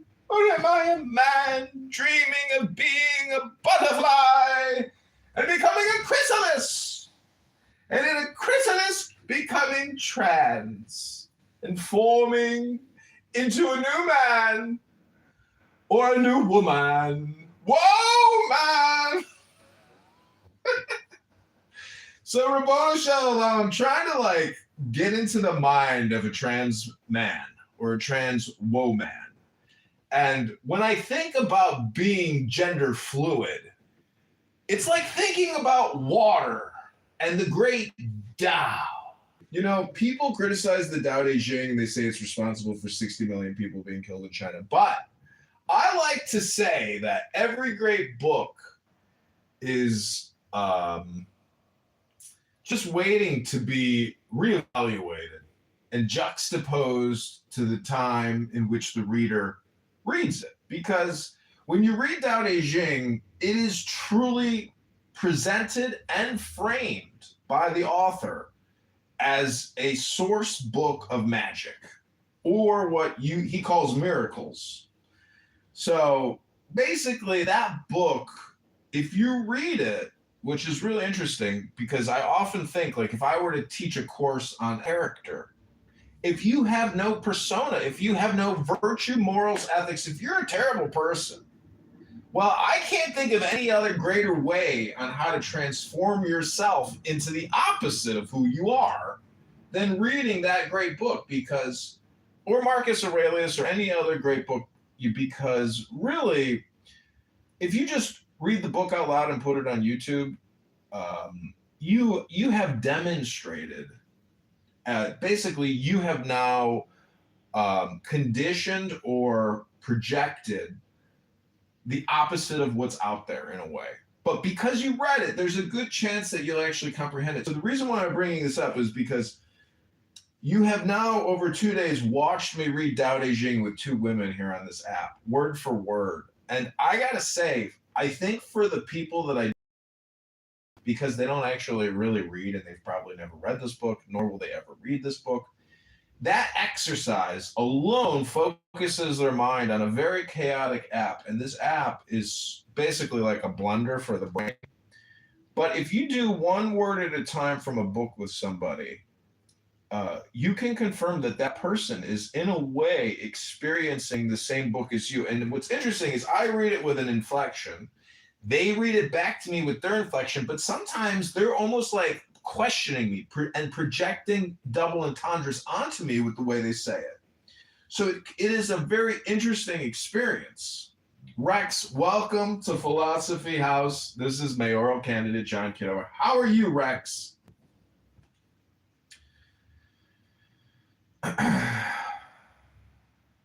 Rabboni Shalom. So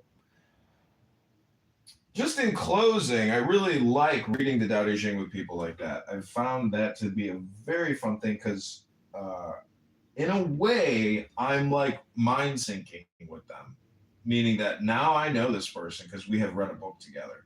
Now, I often get that person, Hillary, confused with somebody else, Sullivana Bokenkamp or something on my YouTube channel, who leaves me huge messages on my YouTube live streams.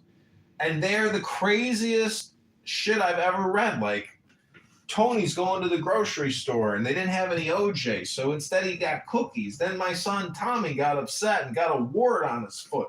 Then he ate a frog and slipped and went down a water slide. I'm like, what is all this fucking schizo fucking bullshit you're writing in my YouTube channel? You think I'm gonna? But sometimes I read it because I'm like, who the fuck would? This isn't a bot. So this is a real human being sending me all kinds of weird messages. Weird. And I kind of, told that person they wrote on the YouTube like, Lord save me, rebuke you.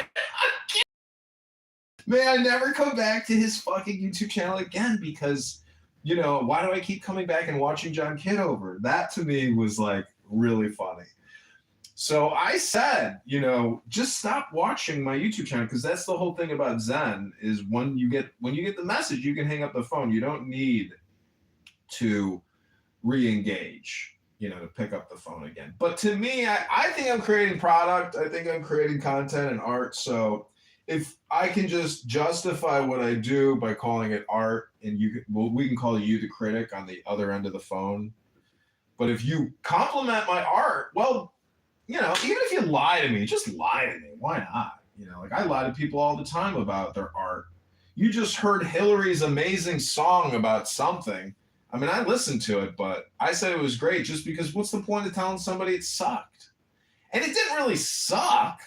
But let's be honest, if we got Hillary on Suno, I bet you she could make some amazing AI music, because it's her music. She created it. But, she did it with the assist of AI. And you know what? The AI music is 100% going to be better than her music. Get her to trans, which just means try. Try. That's what I say. People are often confused about this Trinity. And I just say, try it. It's basically Sam I Am. And we read Sam I Am. To me, that is really funny, is when you scream, who ate green somebody on this app because they don't want to give you the time to read a book. And so you just start screaming green eggs and ham at them. That to me is like, they don't get the joke in that. That to me is, I think, probably one of the funniest things you could do on this app. And it probably works in others, obviously. Like imagine bringing green eggs and ham with you to like some speech that the president was giving. And you just started screaming green eggs and ham. Try it. Give peace a try. Give peace a try. It would cause a new mind virus throughout the national Congress. You see what I'm saying? That's why they have to be very careful about what gets out in terms of like a troll. See, a troll. Maybe I'm wrong. Maybe it's there like on it more on the list. I don't know. See what I'm saying, Chris? That would be like a good mind virus viral video, like a we need to launch a national viral troll video that gets out. Somebody got roasted, somebody got trolled. The universities, there are religion universities where these mullahs are living and trained there. And this is how when they are. Okay, hold on. So let me ask you a question, Bus. So you're saying attack the religion, and that's how you'll win? Yeah, I just want to be clear. These guys are just like. So we're back at the same stage where this is a religious problem. They are like the priests in the Middle Ages. Do you understand? In Europe. Listen, I'm not arguing with you. I just want to make sure that everybody in the audience also That's what I'm listens. trying to tell you. They got the money and got control of the power. So in order to win, you have to take these priests or these mullahs. I mean, mullah is the Arabic word for these priests, these Muslims there. You have to take them out because they have separated Iran into many parts and many small cities, like counts and lords in the medieval time, and they are reigning, controlling these parts. If they are gone, the people are going to be free to come out and fight them. And you must use drones a lot because these posts that they are checking the people on the streets, they are a bunch of 5 to 10 people, and they have got hundreds and thousands of them all over the country. And or the terrorists that come out and kill the people. The main problem in Iran is not the missiles or the airplanes or the fighter jets or the oil refineries. The problem are these terrorists with their guns. They are the obstacle between Iran being free and not free. And that's where you should concentrate and focus, which you're not. Trump is just focused. You gotta focus! We're killing my enemies. Could you please focus a little bit? They finesse us. They will us in. Oh, hey, VR, I love you. Just gonna give you some samples here. This is hallway. This is probably a great way to do a show. Is just clubhouse hallway samples. Never seen damn Nicaraguans, Venezuelans. Never seen no south of border activity. Now you have to deal with situation. So I can easily demonstrate when you go into 10 seconds dogma, each room. The Catholic dogma, Name that room. What's it called? Ready or not, here I come. Ready or not, here I come. Ready or not, here I come. Bitch, get the fuck out the way, bitch. Starstream strikes again. I wake up in the middle of the night, like, no. Psychological warfare. Yeah, Name that room. On your cut. How the hell did all y'all get beams? Name that room.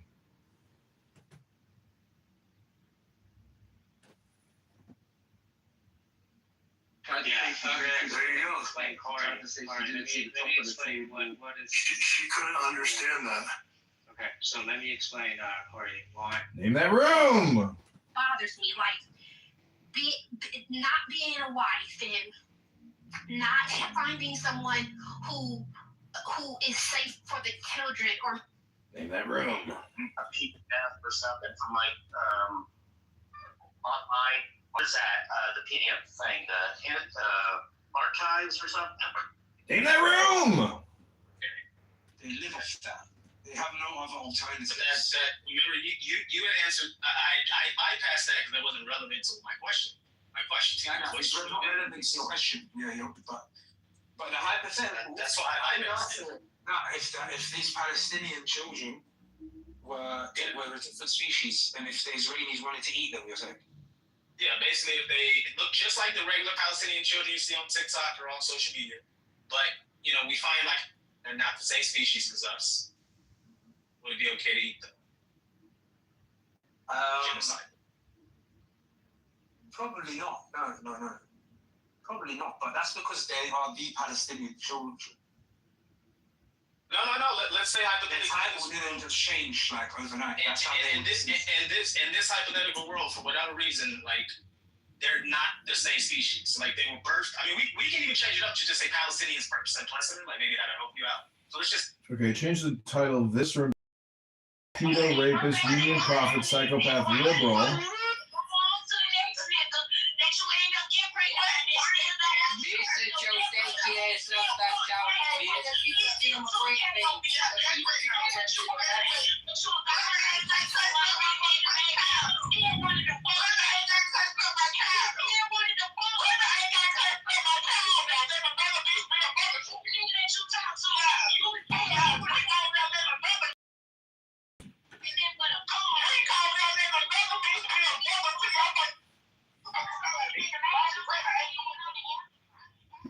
Hello? Hello?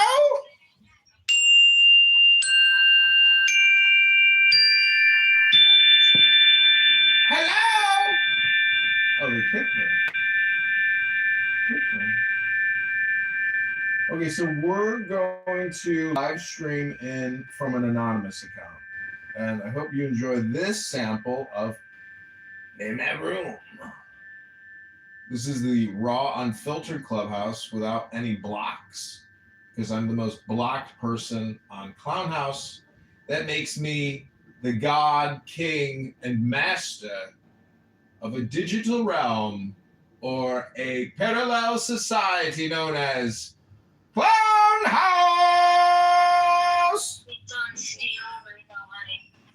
This is chillism.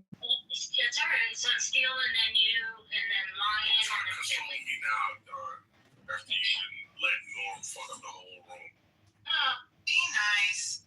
Jessica, let me handle I'll this. add one thing before yielding out the rest of my time to the good Christian brother here, company. I just was talking shit or I'd like to go in the queue, actually. no, it's okay.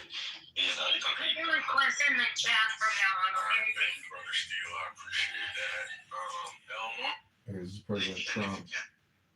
Oh, sorry. You know where it is, right? The voice control when you go to. Yes. Yes. Yeah. Okay. Yeah, a lot of background noises. What did you say? I didn't hear you. He's like, Ocean, translate what I'm asking, and it's simple. Just prove the facts. I don't see what you're talking about.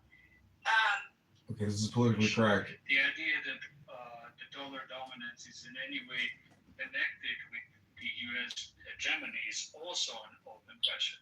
There are so many assumptions. There's like 100 people in there. Period.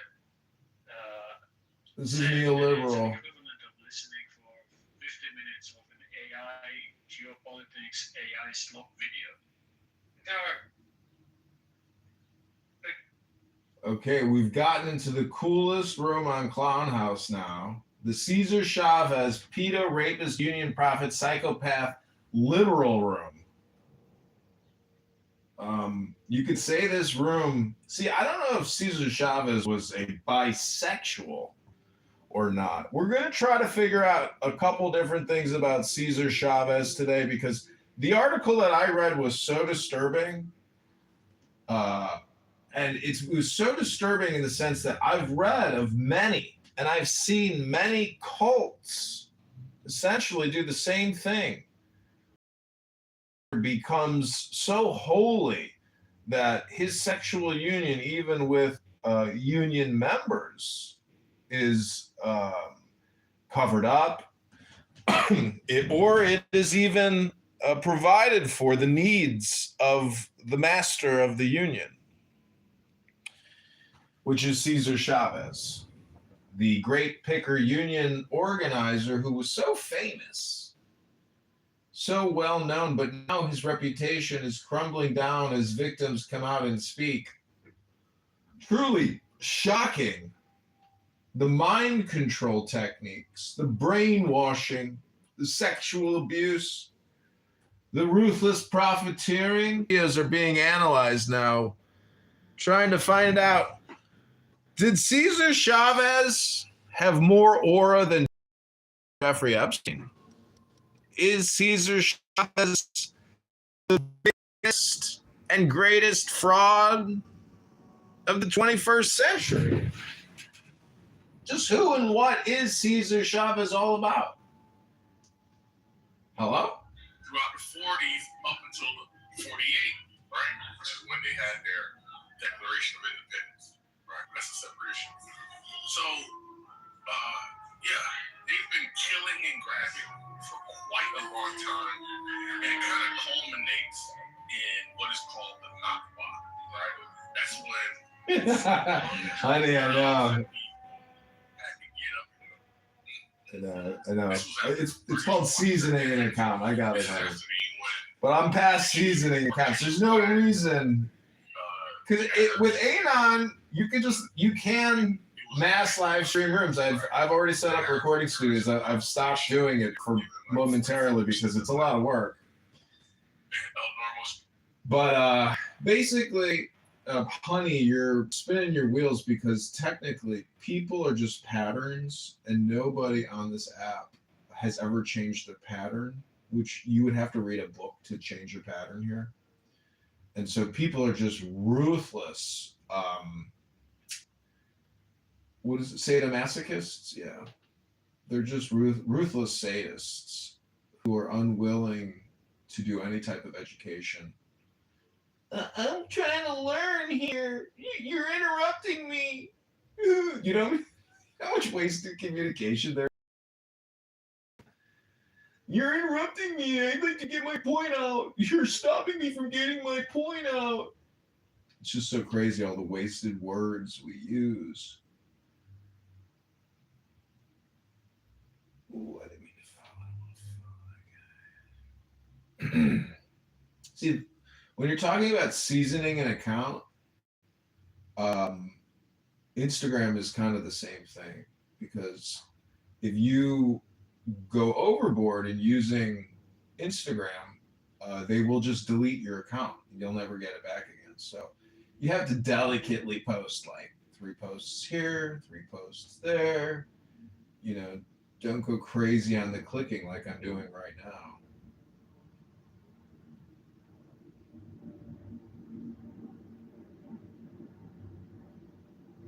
So I created a ton of new Sora videos,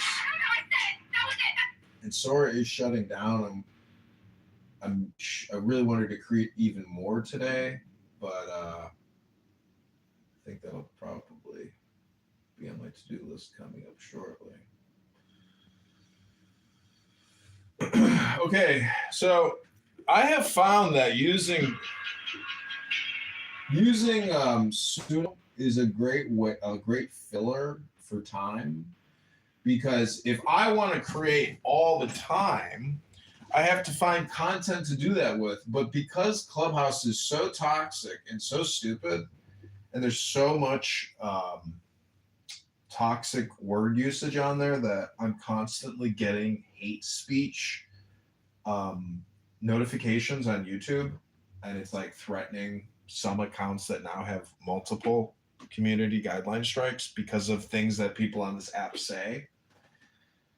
Because people aren't reading poetry, let's be honest. People are disseminating very toxic, hateful, bigoted, wasteful words, which are not helping in any way whatsoever.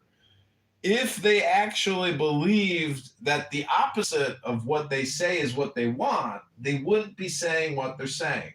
They would be saying the opposite of what they're saying, which is they would have to be interested in meditation and peace, and how to achieve that. Like if you look up Maharishi and the Transcendental Meditation course, that would be one way that you could do some type of alternative content, which could bring you contentment. But they'd have to make that choice, and they never will. So we're here to do the heavy lifting for the people who refuse to behave like grown men, and just want to sit at the children's table all the time and throw food around the kitchen. But I'm not going to clean it up.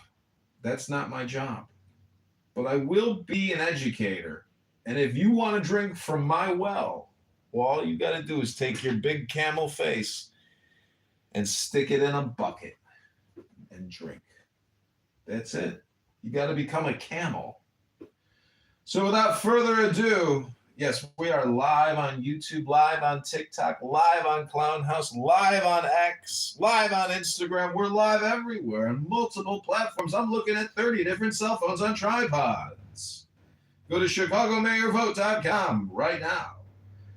And now I will give you a brief musical intermission as we take a break from the first hour or first 2 hours and 20 minutes of our morning podcast seminar. This is the John Kitover Band. I hope you enjoy. These are staff picks. Let's just do a quick sample. Here we go.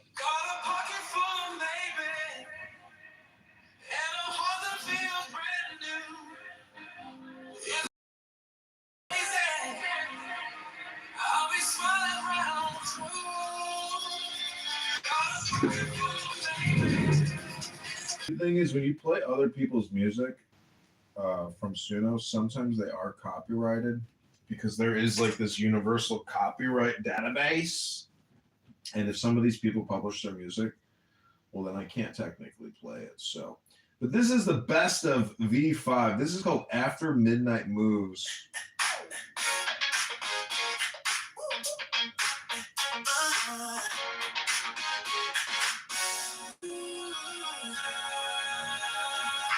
You are in like the DJ slow spin.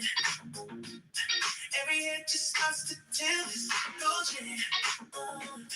Catch Picture coming from the booth. My name on your lips like something new. You want me cause about a dollar. Come in, say I don't usually even bother. But tonight you want a problem. I can be your favorite problem.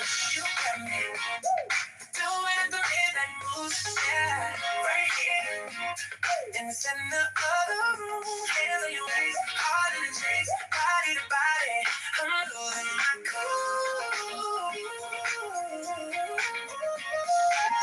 You got me doing the midnight moves, feeling like I'm stuck. Okay, we got a new groove on the way for the campaign. Rabono Shell alum. It's very exciting. We're going to try to create even more music for the campaign today.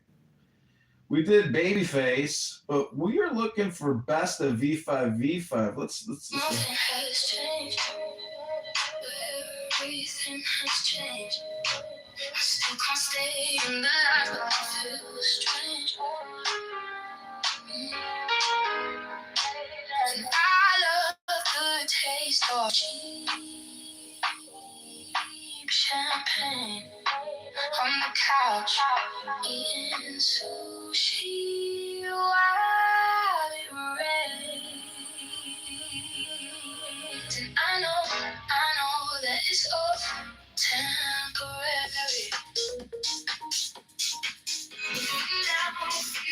I wanna feel sensory.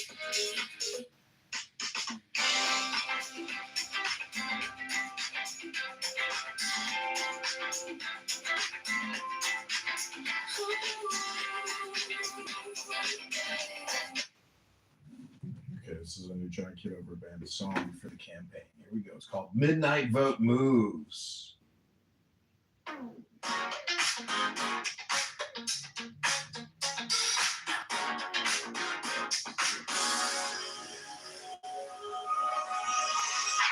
You log in, like the countdown just begins. Slow spin, every scroll just leads to him.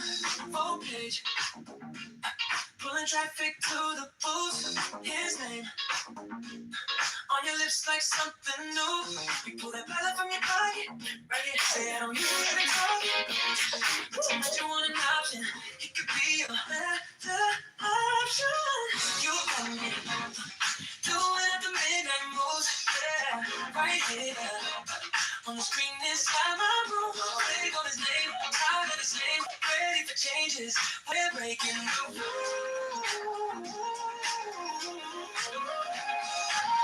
You got me rolling, doing the midnight moves. I feel like I'm stuck on the truth. If this is my moment, I don't want to blow it. Only bees after midnight moves for you.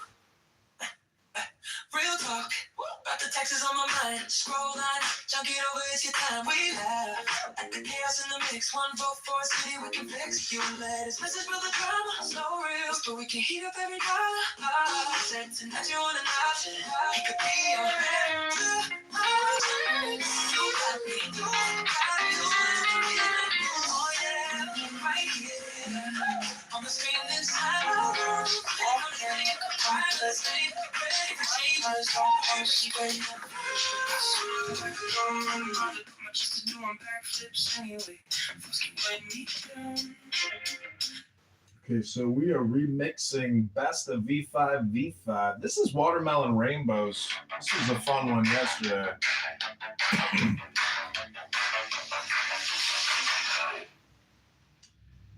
Okay, here we go.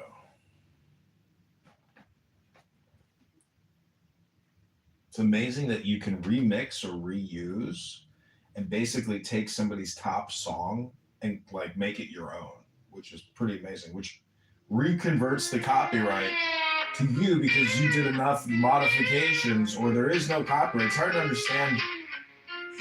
There just is no copyright when you reuse it. I walk in like I own the place, but my eyes are on the stakes.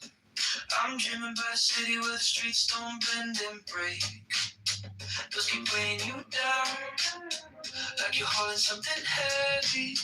You're not asking for a throne, you just want a path that stays. You're not cold, you're just tired of leaders saying you'll be fine. You're not lost, you're just wired for brand new bottom line. Don't look too close at the same old act. We're walking on glass. Time to change the track. Go lift up the city and let the old light slide. Don't look too close. Let the people decide.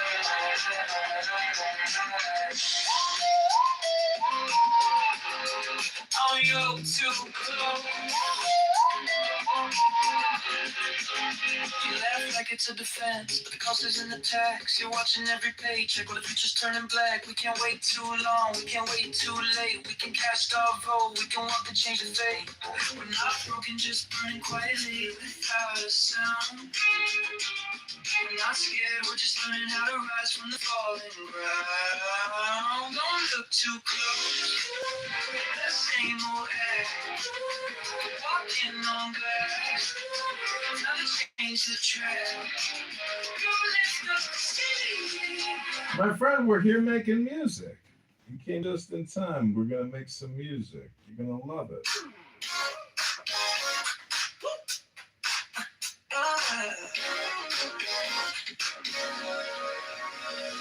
Walking at the pollen, it's just been slow green.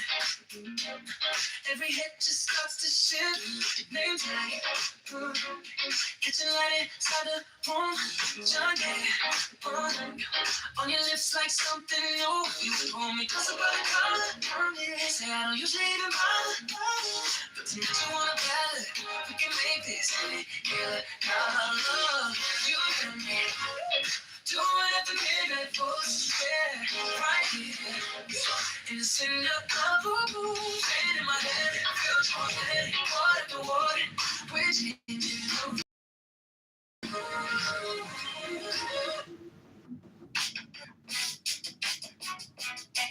So what we're doing is remixing it, and I'm just throwing in like a John Kitover election prompt. I'm taking the best music already created. Like a map drawn out in the dark.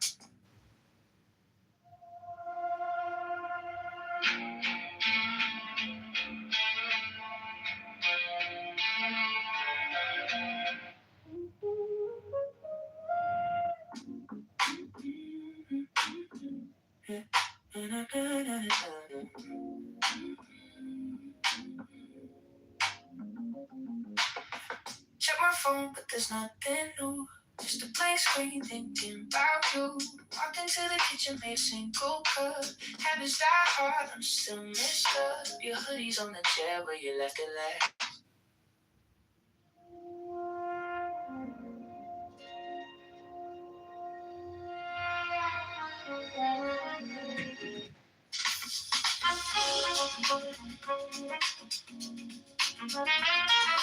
And then, my friend, what we do is we take the song file, we upload it to DistroKid, and then on Instagram when I post, I can find that music, the John Kitover band. So I'm like the first candidate that's actually publishing music, publishing tax reform, publishing tax analysis. We're a campaign that lives and dies by statistics. We are a numbers-based organization.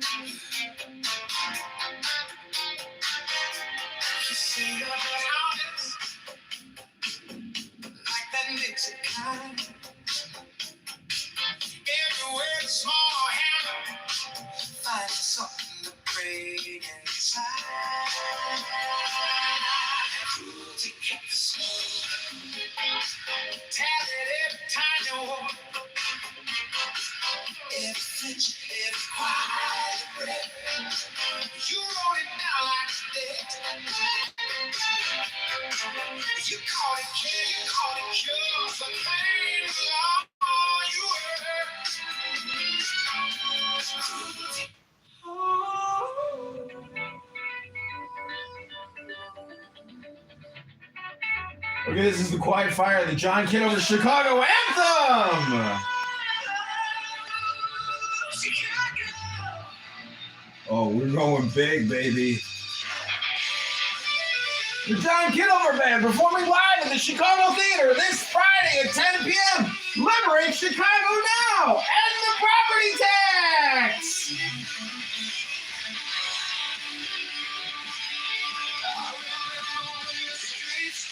We're waiting for a voice to light the haze. Now our name is breaking through it, calling us to bright days. Blocking every skyline, hold the story in its lights. We can write a different future, leave a broken past behind. Change was never far away. It's just woke a different name. Hold your breath, the world will wait. This is how we shift the frame. If you want this, John Kitover leads the way. If you lift your hand and guide you, raise your hand and see it through. If you're looking for something better, John Kitover, Chicago. It's on you.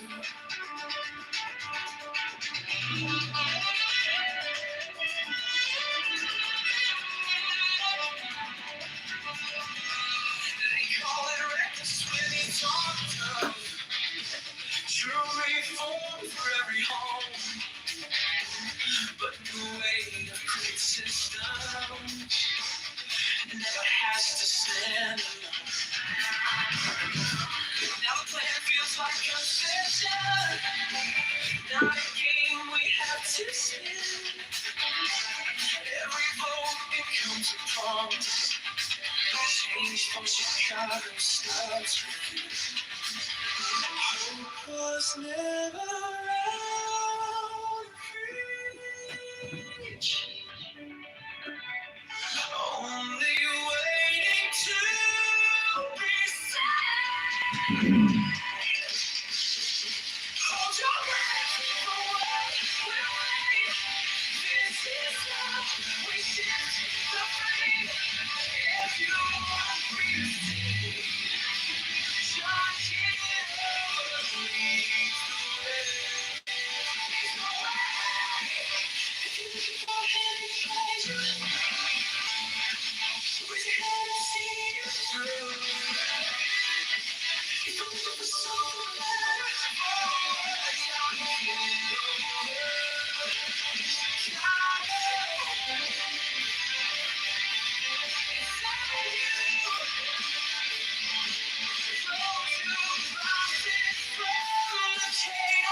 Keep riding fear into the skies.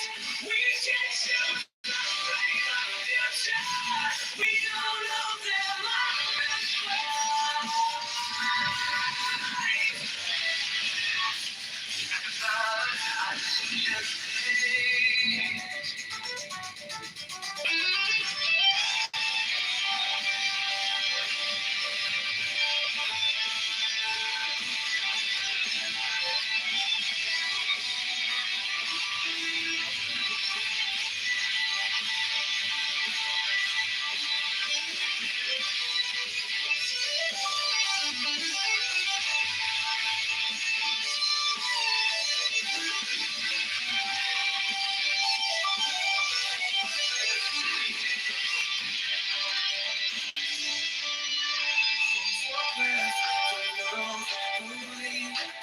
this is how you change the game. If you want tax reform now, John Kitover leads the way. Leads the way.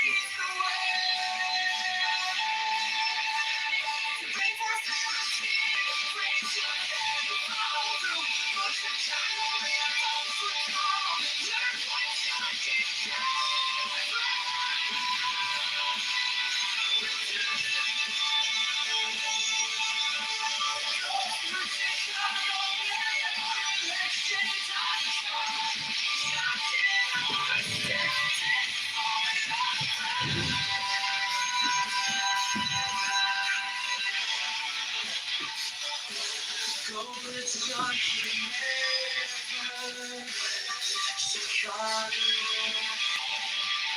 Chicago rises. We will make it all.